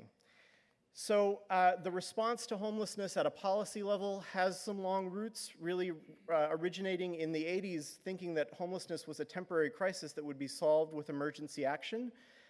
And as you can see in this picture, what we have in fact found is that more and more we need to build a system in place to be able to respond to homelessness. When we think about homelessness, one of the policy complexities is there's lots of definitions. This is the broadest definition that's used by schools. And basically what it says is if you don't have a fixed, regular, and adequate place to go to bed every night, you qualify as homeless. And in that case, the benefit of that broad definition is it also means that you're eligible for some supports like transportation to keep you in the school of origin, even if you're facing housing instability. We have actually seen progress. That might not be a story that you've heard very broadly, but although there have certainly been some major crises in our communities all across Minnesota, there have also been some areas where we've made some really remarkable gains. And so you can see that since 2014, homelessness among people in families with children is down 28%. And the work to end veteran homelessness has made significant gains as well. But obviously there's far too much red on that slide. When we look at the progress on families, in fact, we had made some pretty significant gains. In the most recent year, we do an annual count to capture this. In the most recent year, we've been able to see an uptick in the number of people in families experiencing homelessness, which is a source of concern. It's obviously we're hoping that that is not a reversal of a trend. And in fact, when we look at other data points, we see similar. This is the Triennial Wilder Survey. We see similar kind of upticks that are obviously a cause of concern. But other data sources may be more encouraging. The count that happens every October 1st for every student enrolled in school for the last 2 years and for the first time in over a decade has actually decreased. And so after a decade of 17% annual increases in the number of students experiencing homelessness, the last 2 years we've actually seen that number go down. So we put all this together, and what we see is kind of a mixed picture of progress, some indications that we actually have some things to build on that we can use as leverage going forward, but also the criticality of the problem and the magnitude of those systemic factors being obvious challenges to being able to do so. I don't probably need to share with you too much more detail, and I know my fellow presenters here will do a lot more on this around just the devastating impact that homelessness can have for kids. This is one very dramatic way to look at that picture. This graph shows you the third grade math proficiency for all students, free and reduced lunch students who are not homeless, so essentially low-income students that are housed, compared to homeless students, and we see that homeless students are doing a third less likely to be proficient on the statewide assessment than their housed but low-income counterparts. And the impacts in lots of other ways are vast. As part of the state's response to organize itself around homelessness, the Minnesota Interagency Council on Homelessness was formed at a policy-making body made up of the heads of all of those agencies that really come together to drive state policy, modeled very much after what happens at a federal level. That was new in 2013, and developed now the third iteration of a plan to prevent and end homelessness in Minnesota called Heading Home Together, which is organized really to help all of this is the second spaghetti chart you've seen today. This is the spaghetti of all the state programs and federal programs from just 2 agencies that go to respond to homelessness in Minnesota. So there's a lot of complexity, and the goal of that council is really to help organize the response into something that feels more systemic. The simple way to say that is that when we say we want to end homelessness, what we want to do is we want to take those episodes of homelessness in the gray box, prevent them from happening whenever we can, make them rare by increasing the number of housing outcomes that people experiencing homelessness experience, and shorten the actual episode of homelessness while making sure that people who are housed stay housed and have the support necessary to do so. And so the basic approach of the Heading Home Together plan is organized around a set of common sense principles that a whole bunch of organizations all around the state have helped to contribute to and develop. There's a number of organizations that have specifically engaged in that work from the perspective of looking at early childhood, and so I would recommend that Heading Home Together plan to you. The slides that you'll have when these go out include some specific things that state government is doing that I will just quickly breeze through, including targeting the Early Learning Scholarship Program, being able to leverage great federal guidance around Head Start, really taking the approach of every program needing to work well for people experiencing homelessness, and making sure that kids are connected to those federal rights and entitlements that they get as part of the McKinney-Vento Act. And so with that, I will hand this back to Mary Kay. Thank you. I've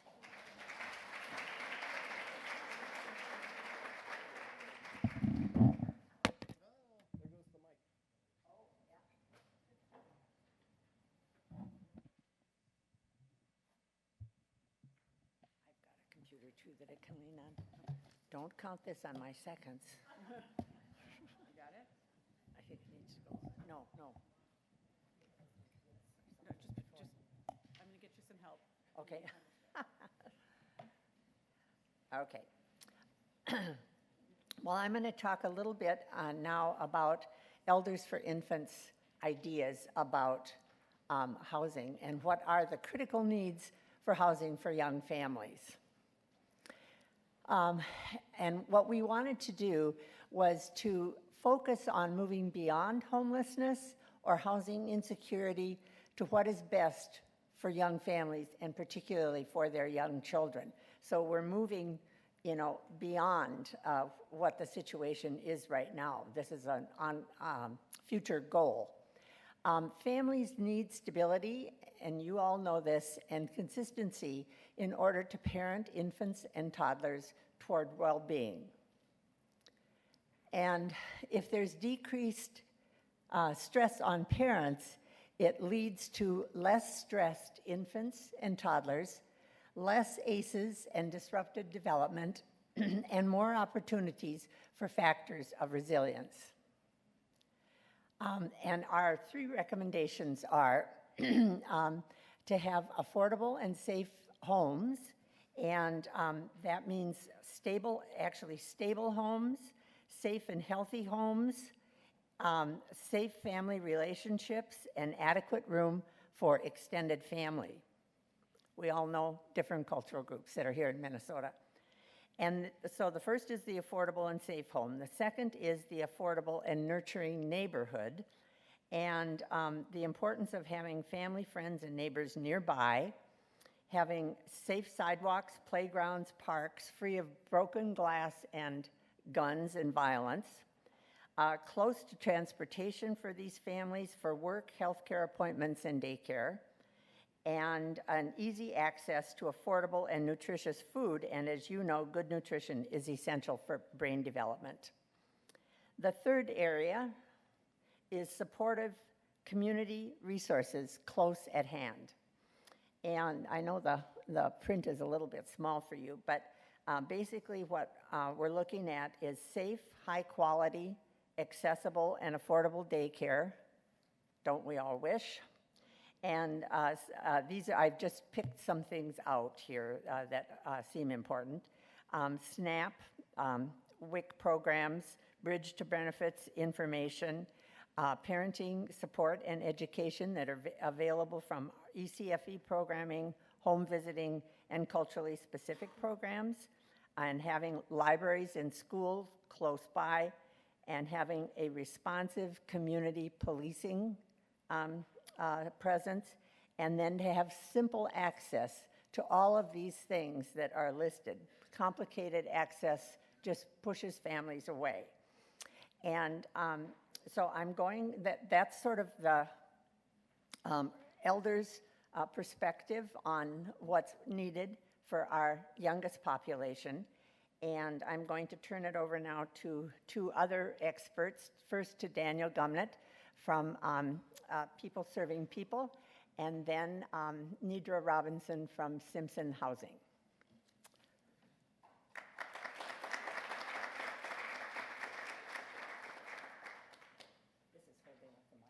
Okay. Good morning, everybody. Can you hear me? Great. So I have a lot of slides to go through, and they will be quick so that we can get to some of the more discussion later in the program here. I'm going to start with what leads to childhood, youth, and family homelessness from a slightly different perspective than my esteemed colleague Eric looked at it. I'm going to give a very brief background on People Serving People for context, and I was also asked to do that as part of this presentation, talk about trauma, and then talk about research that we've been participating in on the impact of homelessness on very young children. Before I begin, no one does anything alone in this world, and I want to make a big shout out to people who've helped me with the content on this. Dr. Ann Maston, the Institute for Child Development, University of Minnesota, and People Serving People staff. I have borrowed slides from Ann Maston, so you may have seen them before, but they were important for helping tell the story, so thank you, Dr. Maston. So this is a slightly different look at what leads to family homelessness than what Eric was talking about. Obviously, lack of affordable housing is a really big issue in this, but wage stagnation, transit, gender-based violence, and the like. But underpinning all of this is structural racism because of the disproportionate impact that homelessness has on Native American and African American children. It is pure and simple a question of structural racism. So, with that said, I also, one of the things that we care a lot about at People Serving People is changing the narrative. And part of the things that I want to talk about today is that the families who are experiencing homelessness are strong. Their children are resilient. And families understand the barriers that are creating homelessness and can and should participate in the solutions. What we really need to think about is if we change the narrative, we are going to change public policy. And if you remember just one thing from my presentation today, it's this next bullet point. We need to shift the blame for homelessness from the failure of the individual family to the failure of systems that are supposed to help them. You know, I could end my presentation today and go home and give everybody extra time for that, but seriously, if you remember one thing, that's what I want you to remember today. So, people serving people very quickly, we exist to see families thrive. Our vision is families healed, communities transformed. We are dedicated to preventing childhood, youth, and family homelessness, and we do that on 2 time frames. One is our big emergency shelter operations, and the other is the long term where we're moving upstream to end homelessness. Some of these numbers are a bit upsetting. We shelter about 350 guests per night. The average guest in our shelter is 6 years old. The average age of anybody in our shelter is 15. 93% of the people we shelter are people of color, 73% are African American. Again, this disproportional representation is, I don't need to say anything more on that. We are the epicenter of the Minneapolis Public Schools student homelessness. We have 30 to 40 buses that show up every day and take kids from the shelter to schools all over the metro area. It's pretty amazing. I want to give a big shout out to Margot Hurl and her other staff, as well as the rest of the McKinney-Vento staff. They are doing amazing work helping children who are experiencing homelessness. Now, I was having a conversation about this theory of change prior to my presentation, and the healthy development of children early in life is a primary indicator of their future success. And we view at People Serving People early childhood development as a multi-generational approach to address systemic barriers families face and create stability for families in our community. We are a very large homelessness organization. We spend more money on early childhood development than on anything else, because that's where we think we're going to get the greatest return on investment. I know that seems counterintuitive, but if you do the math, that's where it's going to work. So what do? We have a whole bunch of really important programs from early childhood through supportive housing, which I'll show briefly. But what specifically to our conversation today is we have 2 programs, our on-site 4-star parent-aware rated program at the shelter for families who are experiencing shelter. And is Jamie still here, or did she go? Okay, well, I was going to give a shout out to Jamie, who runs our infant program. The focus on that is a strong executive function and social emotional skill program. Kelly Rogers runs these programs and has done a phenomenal job getting them launched. We have a Center of Excellence in the Phillips neighborhood, which is for families that have come out of our shelter, families still in the shelter, but also families whose lives resemble the families that are in our shelter. And that is a phenomenal program, and if you'd ever want a tour, just please look me up. I'd love to show it off to you. We have a K-5 program, which is homework help and tutoring, a 6 through 12 program, similar for the teens in the program. Parent and family services, this is all about this multi-generational approach that we take. So when we think about early childhood development, we're not just thinking about the children, we're thinking about their relationship with their parent. And so this is not about replacing the parent's role, but augmenting the child's parent's role and hopefully giving them skills that they might not have had previously. Advocacy is our navigators that help families experiencing homelessness navigate the system. Employment Services, Technology Resource Center, we have a supportive housing program. So you can see we do a lot of services surrounding families experiencing homelessness. Now, this is more of the way we do things. Our whole organization is focused on trauma. We try to be culturally responsive where we can, and we really work to engage and listen to the voices of our families. So our practices are around understanding historical trauma, a very strong focus on racial equity, which is a journey. We're just starting to make progress on this, but we're going to invest a lot of time and energy in that over the coming years. Authentically engaging with our community, again, a very challenging process, but we're working very hard on that. We take a systems view and driving the narrative. So our advocacy is all around increasing access to early childhood development for children experiencing homelessness. And if anybody has been in the room with me for more than 10 seconds, they've probably heard me talk about this. Our policy priorities are scholarships and, of course, improving CCAP for kids experiencing homelessness. We spend a lot of energy, particularly on the CCAP one these days. Our organization takes a trauma approach. The staff owns the implementation. I'm not going to dive too deeply into a trauma responsive approach today, but these are some of the important aspects of that. One of the things that I really want to talk about is the research we've been doing with the University of Minnesota. I think there were some folks from the U here, but I'm not sure if they're here anymore. We've been doing research with them since the early 80s on risk, resilience, and early childhood development for kids experiencing homelessness. We also have a joint program with them where we're training their early ed providers on a trauma-responsive approach to providing early ed services to children experiencing homelessness. So these are just a few of the research programs that are going on right now at People Serving People. Everything from looking at parenting socialization practices to the relationship between stable housing and socio-emotional functioning. At People Serving People, there's research going on constantly. Now, let's talk a little bit more about some of the research we've done in the past with Dr. Maston, Phil Zalazzo, and Stephanie Carlson and others. Children experiencing homelessness compared to other children that are experiencing extreme poverty. In general, these children have more recent stressful life events. They have more extreme fears. Their school changes are significantly greater.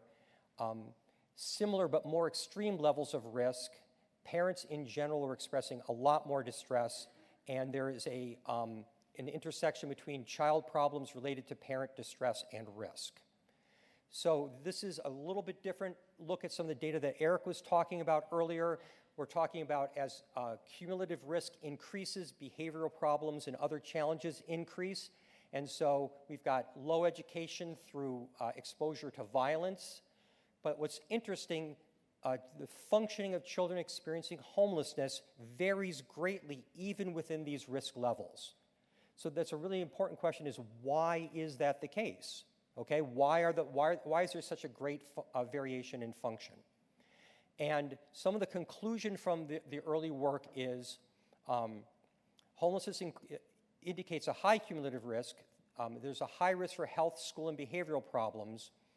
Experiencing homelessness is similar to other challenges, and there's this variation, but what's important is the resilience, why some children are doing better, is related to parenting and cognitive skills, and that's why our whole program is really focused on this multi-generational approach, as well as a very strong focus on executive function skills and social emotional development.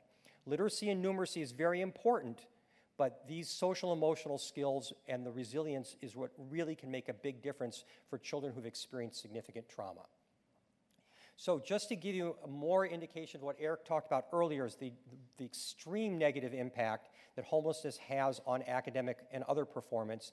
It's if you look at this chart, what I think is really interesting is that children, the bottom line, we don't use homeless and highly mobile, but this is what the graph says. The children experiencing homelessness at grade 7 have the functional reading skills of the general population at grade 3.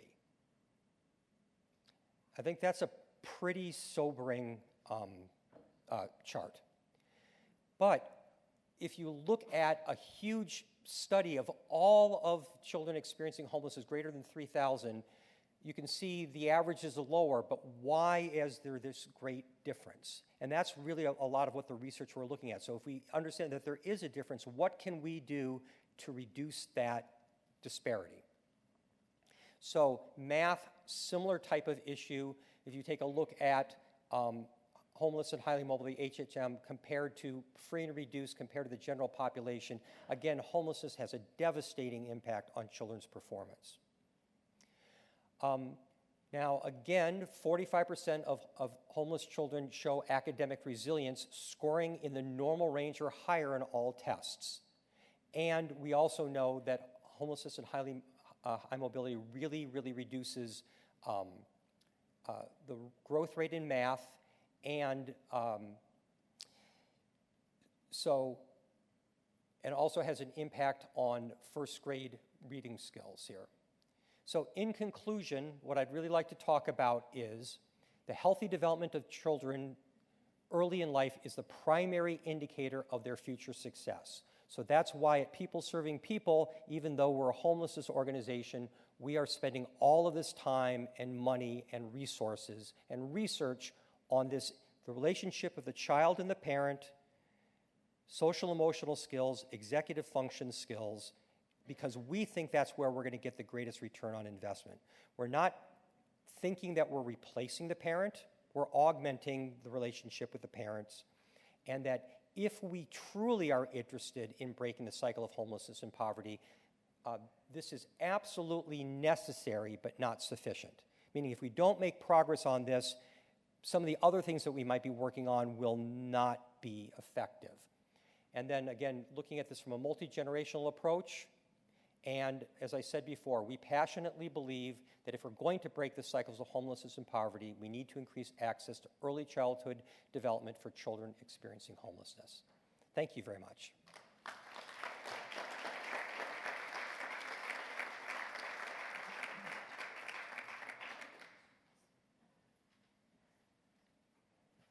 Oh, this is holding it up. Okay. Okay. I'm gonna move over here. Good morning. I'm Nidra Robinson, and I want to talk a little bit about the more personal aspect of everything that Eric and Daniel have talked about. Simpson Housing Services' mission is to support and house and advocate for those people experiencing homelessness. We're good? All right. We were established in Minneapolis in 1982, and we started out with an emergency shelter for single adults, which we still have. We now have Housing First programs for long-term homeless single adults, and also our family housing supportive housing programs for families with children. At any given time, we provide transitional and supportive housing for over 200 families and over 500 children, both at scattered site and site-based. We take a lot of the people that are at Daniel's People Serving People, and they come to us to find that transitional and supportive housing. We have a children and youth services program, and their mission is to break that generational cycle of homelessness by partnering with parents to support those children's academic and success, their academic success, stability, and their well-being. In 2012, we were the first ones to have that early childhood home visiting program that other programs have right now. But we wanted to look at being holistic in terms of serving the family. Our approach to working with families is strength-based, trauma-informed, responsive, and holistic.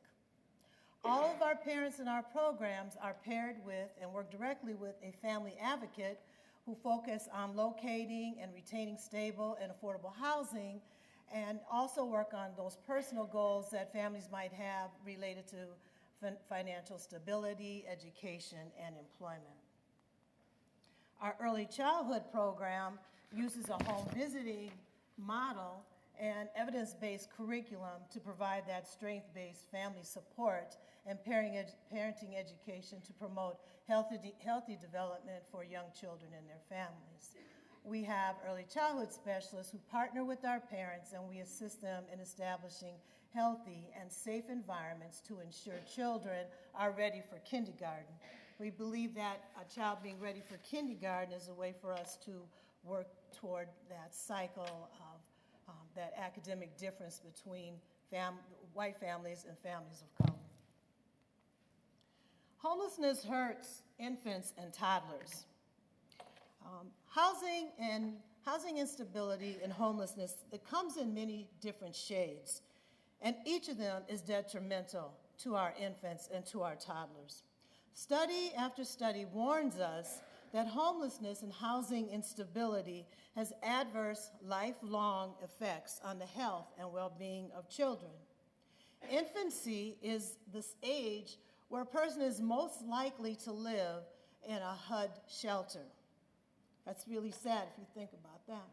Pregnant women experiencing homelessness are less likely to receive adequate prenatal care, and their children are at an increased risk for low birth weight, which can harm their cognitive, physical, and social development. For children who are homeless under age 5, more than 75% have at least one major delay. Most commonly, it's speech.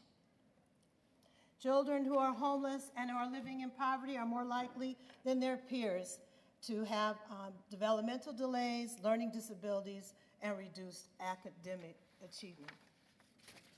Infants and toddlers are probably the most vulnerable to those health risks and serious consequences. We know the usual suspects of the effects of homelessness and housing instability, such as that low birth weight, the poor health, increased developmental risk, and the baby's brain development being put at risk. But there's a lot more to the stories of the families that we serve.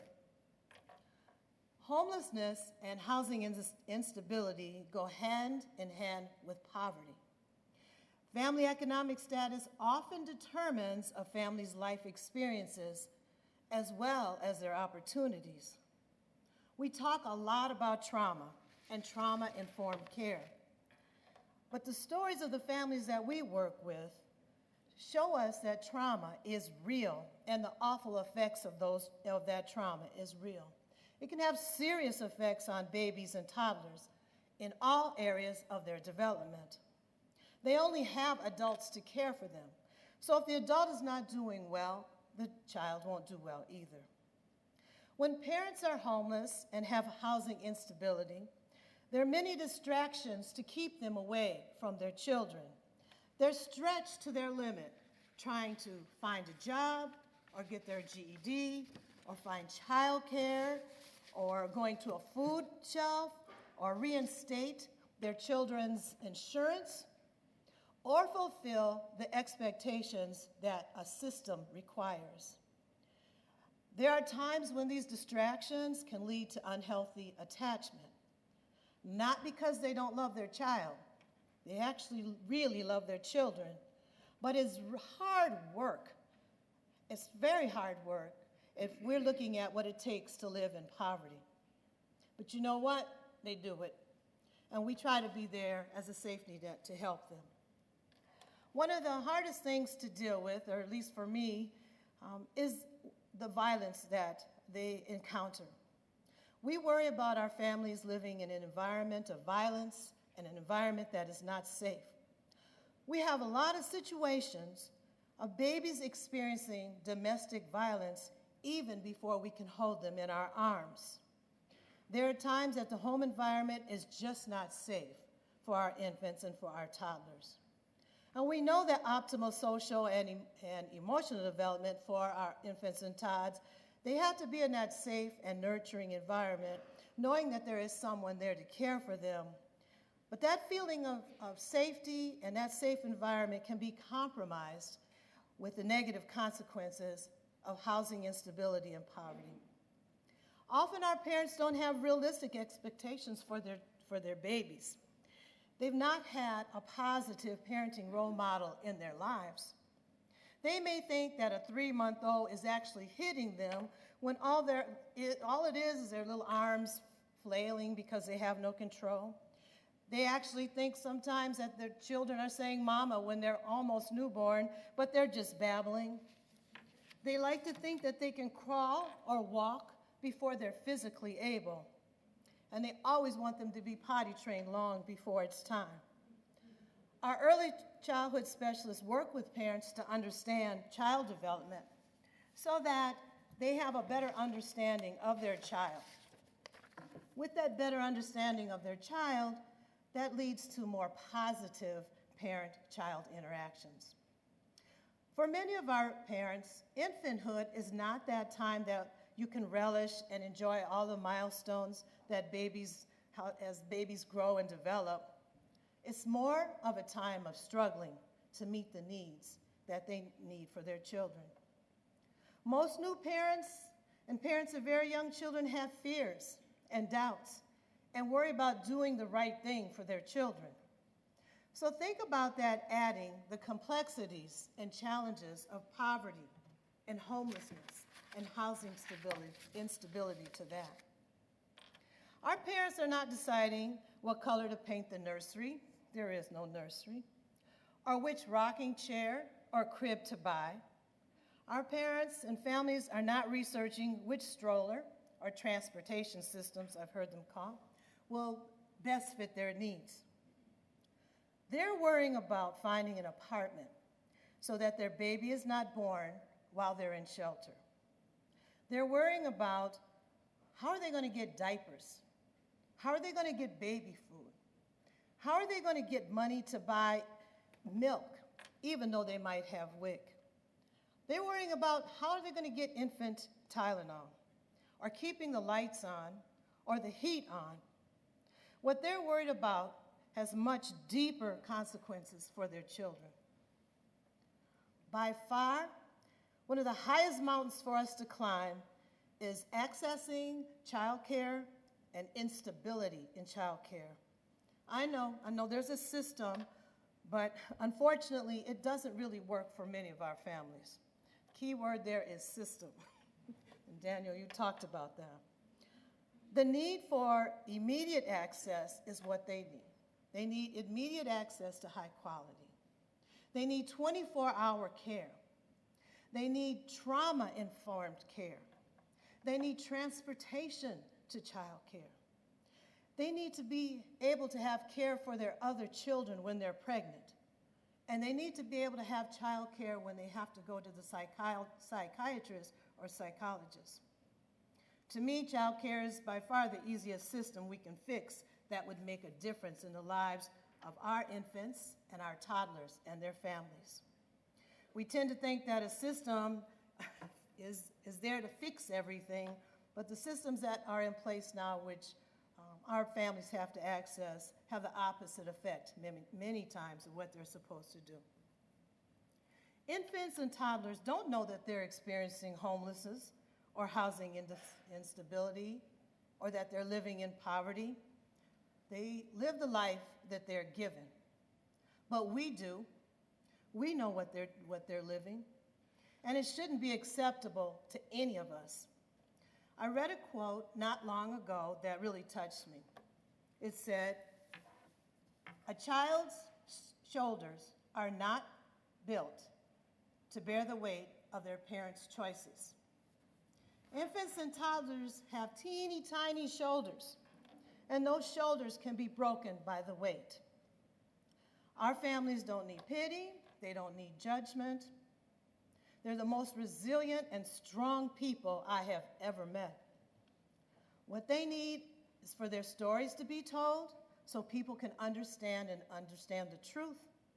And they need systems and public policies that work so they can get past this life experience. Thank you.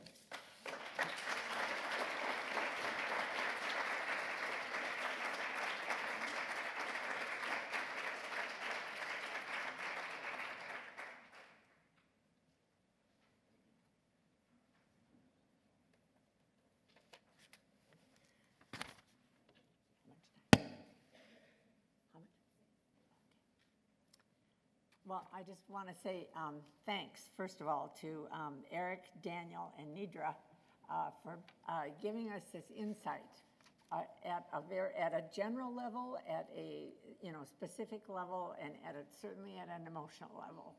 Thank you.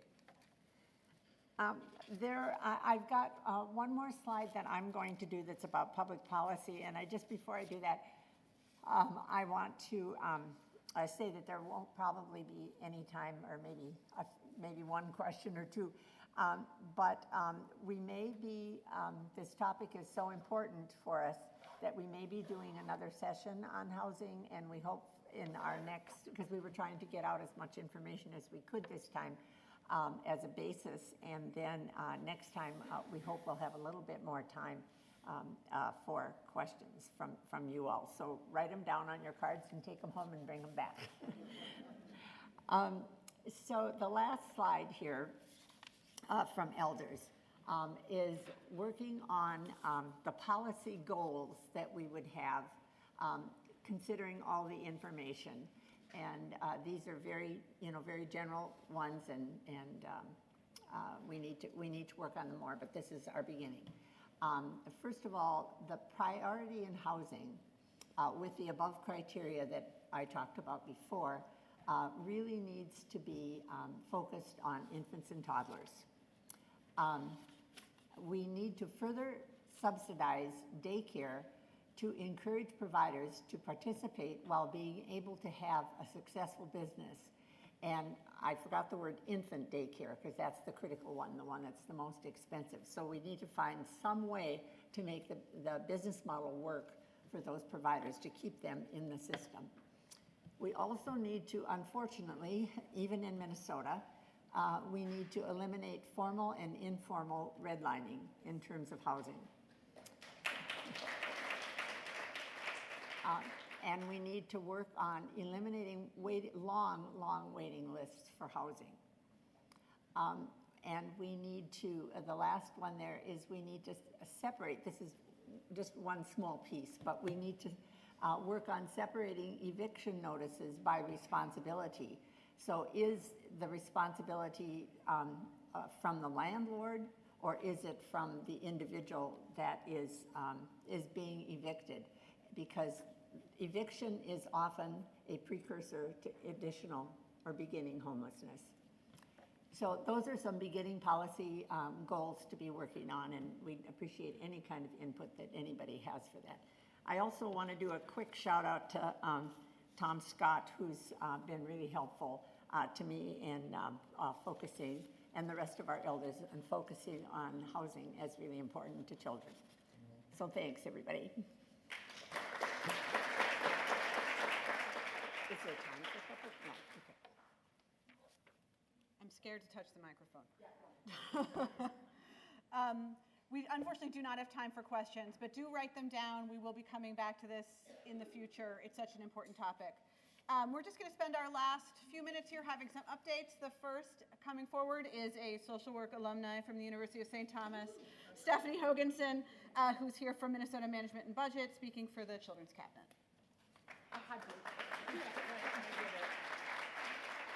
Good morning, everyone. I've been to this forum many a times, as some of you know, but not in this capacity. So I am the policy director at the Children's Cabinet, and I'm here to provide a brief update of what we've been working on, as well as tell you a little bit about my role. Many of you have interacted with me, but I think it's important to kind of understand our structure and how external engagement in particular is important to the Cabinet's efforts. So many of you attended our executive order signing on August 7th, a couple months ago. Sometimes seems like a lifetime to me.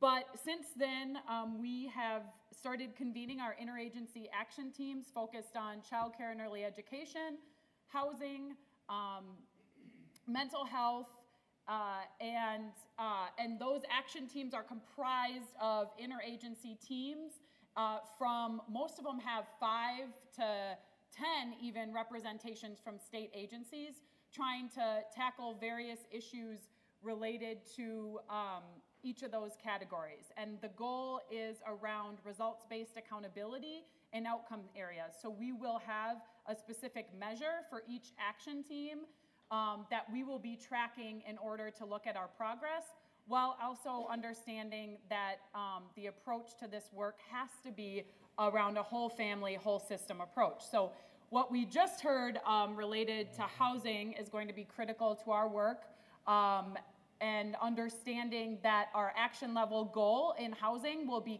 in collaboration with the Interagency Council on Housing and Homelessness. But as you all heard, housing and homelessness, and as you all know, is not only related to whether or not a child is in shelter or on any given night. So I just want to be clear that our work is done from a whole family, whole systems approach, even though we're looking at those 4 priority action areas. And if you want to know a little bit more about those action areas, happy to talk to you about them, but my role today is to tell you a little bit about my work specifically. So I'm charged with supporting the identification, development, and advancement of policy priorities on kind of 3 levels, how I look at it, particularly with a social work perspective.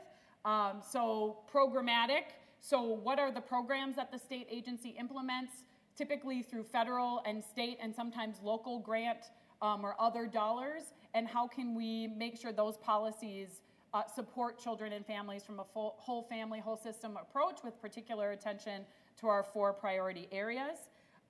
So programmatic, administrative, so what are our administrative policies and how are they affecting how our state agency teams and staff do their work in a way that looks at whole family and whole child, whole system approach. And then, of course, legislative. So I work closely with the governor's policy team, interact with legislators as well. So thanks to those of you who are here and who I've engaged with already. And so with the goal is to develop look at the governor's agenda from a child and family perspective. So as you know, every policy that crosses the governor and lieutenant governor's desk is being analyzed by a lens of how it affects children and families. So we're building up that work to kind of particularly look at this coming legislative session, but looking forward to 2021, that will be a budget year and have more opportunity for a comprehensive approach to that children's agenda. And of course, an important part of my role is external engagement. Many of you are well aware that we're in the process of appointing about 30 individuals, 25 give or take according to our statute requirements, to our advisory councils. So you'll be hearing more about that. That's one component of our external engagement in our work. But I also meet with people, many of you in this room, who have policy solutions, direct practice experience on the ground to help inform our work moving forward. So that is to say, I'm thrilled to have transitioned into this role after more than a decade of work in child and family policy in the state, and I think we're at a critical moment of synergy and momentum, and I look forward to working with all of you. So reach out if you have questions or follow up, and I'll see you around.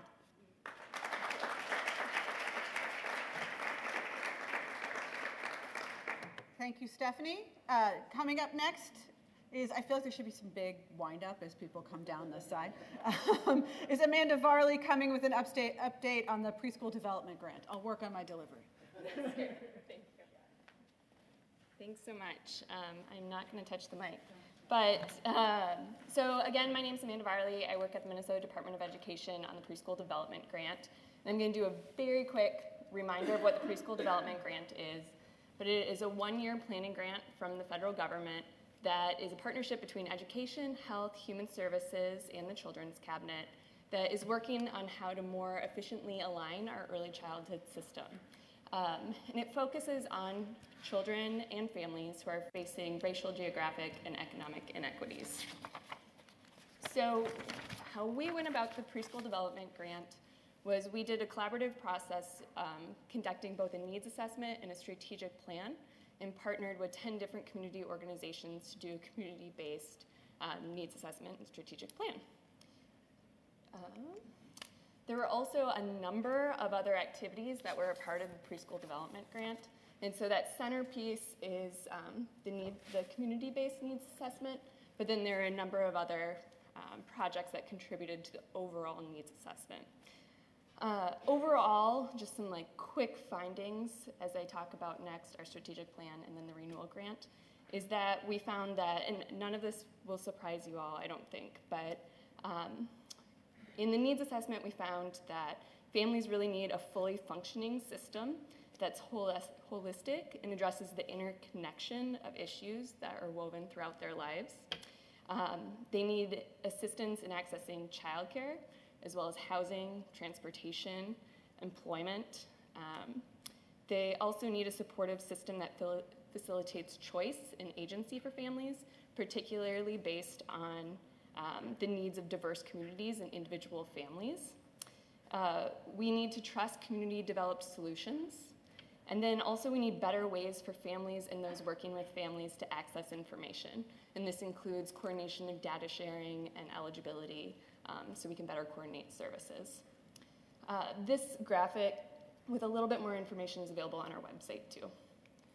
So this is what our strategic plan is looking like. So our needs assessment directly turns into a strategic plan. These are expected to come out in the next few weeks. So around the outside are guiding principles, so these were defined by our community. So, and we tried to change them to more plain language, so this is why it says draft, working on it.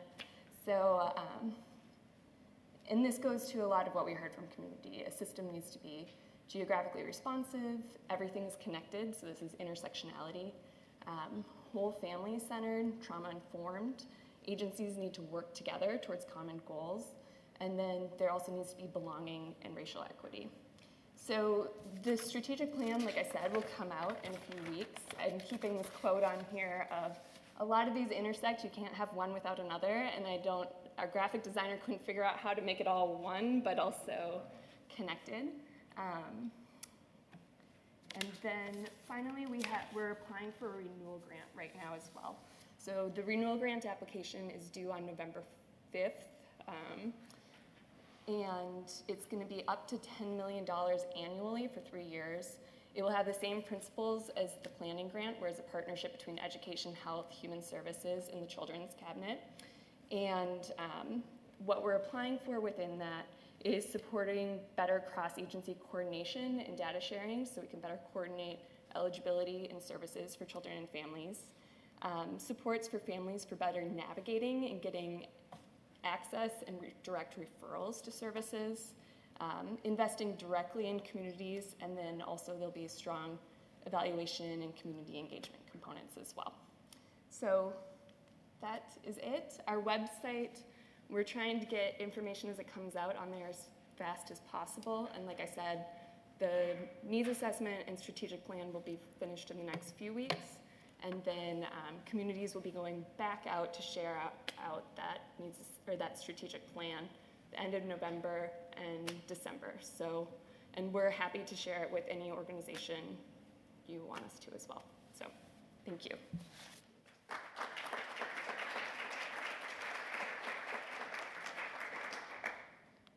And then next up is Beth Frazier coming with an update on the Family Child Care Task Force. Hi there, Beth Fraser with the Department of Human Services in the licensing division. So we license family child care as well as child care centers. But this last legislative session, the legislature said that there needed to be a task force specifically on family child care issues. And so we are charged with staffing it. And so it is specifically looking at 8 duties that are primarily related to family child care licensing and parent aware. The task force includes 25 members, so it's a fairly big group. It includes 8 family child care providers that were appointed by a variety of different entities. The House appointed 2, the Senate appointed 2, 2 were appointed by the Department of Human Services, and 2 were appointed by provider organizations themselves. There are 4 parents of children who are enrolled in family child care, and we're really excited about having parents at the table because they haven't necessarily been involved in a lot of the conversations at the Capitol. As well as 4 legislators, Representative Wozlowick and Senator Kiffmeyer are the co-chairs of the task force, and then Representative DeMuth and Senator Wickland also serve on the task force. and then the commissioner has a designee on the task force. It also includes appointees by several organizations, including the Association of Licensors. So there are 2 licensors that serve on the task force because family child care is licensed at the county level. So there's DHS and then the counties and then the providers. There's also representatives from the Greater Minnesota Partnership, the Chamber of Commerce, Child Care Aware, the Initiative Foundation, the Children's Cabinet, and First Children's Finance. So there are 8 duties, and the meetings are open under the open meeting law. There's also a third-party facilitator who is both facilitating the meetings themselves, so they're chaired by a legislator, but there's also a facilitator actually managing the discussion. And then there's 2 reports due, one due this coming spring and another due the following spring. So as we looked at the 8 duties, we asked the group to prioritize which ones they wanted to work on. And so they've chosen 4 that they'll be working for before the first report. And so we've had 2 meetings so far, and in those, the first meeting was kind of introduction, setting the priorities. The second meeting was looking at priorities or duties number 1 and number 3. So the first one is related to what licensing standards have led to providers closing. And so looking at surveys that have been done of people that have chosen to close their business and what specifically led them to close. There's a lot of talk about it being regulation, but we really want to dive in and say, well, what exactly do you mean? So that is one of the things we've discussed. A second thing that we've discussed is variance authority, which is counties have the authority to allow providers to not follow a rule if they can otherwise keep the children safe and explain how, even if they're not following this rule, they will do so. And so there's some differences between counties and how they do their variances, whether they allow variances at all. So we began looking at that issue.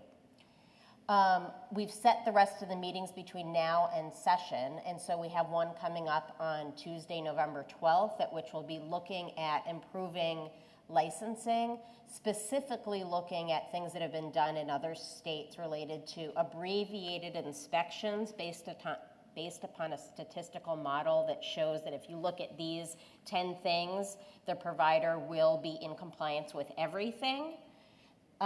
As well as looking at a tiered violation system so that we really look at the risk that each standard, if it were violated, what sort of risk does it pose? In December, we'll be looking at alternative systems of licensure or different types of childcare that should be licensed. In January, we'll follow up on our conversation about surveys of providers that have left the field and alternative licensing models and begin work on the interim report. And then in February, we will complete work on the interim report. So that is the update from us. And I am out of time. So thank you. I'm sure Beth would take questions at some other point in time. So we're just going to move into our wrap up. So Senator Ralph, if you'd like to come forward here.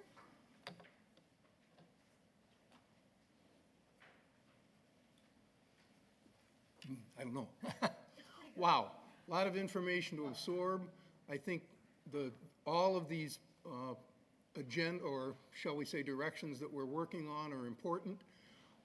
I know in the Senate we've been looking at obviously the child care issue, and from many aspects, not only the fraud, which is making all the big headlines, but from the delivery, from the enforcement. And one of the things that we were very focused on and took much testimony on was on the variance in the way the regulations were being enforced from county to county and even within the agency itself.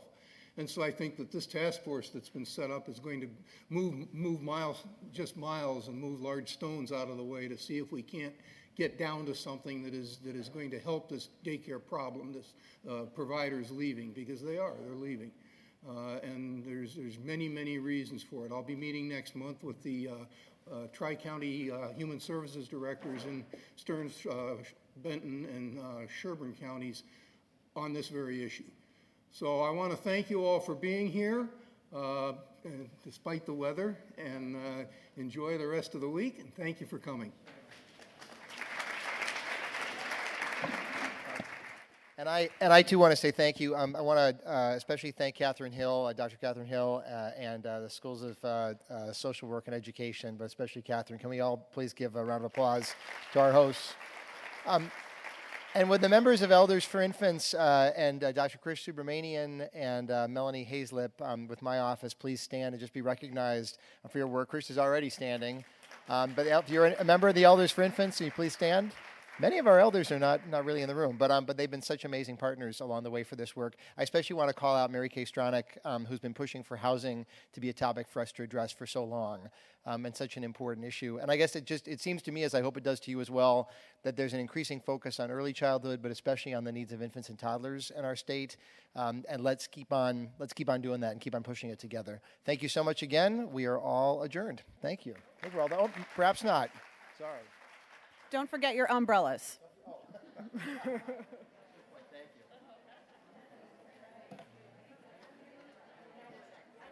This thing is crazy. It gets worse.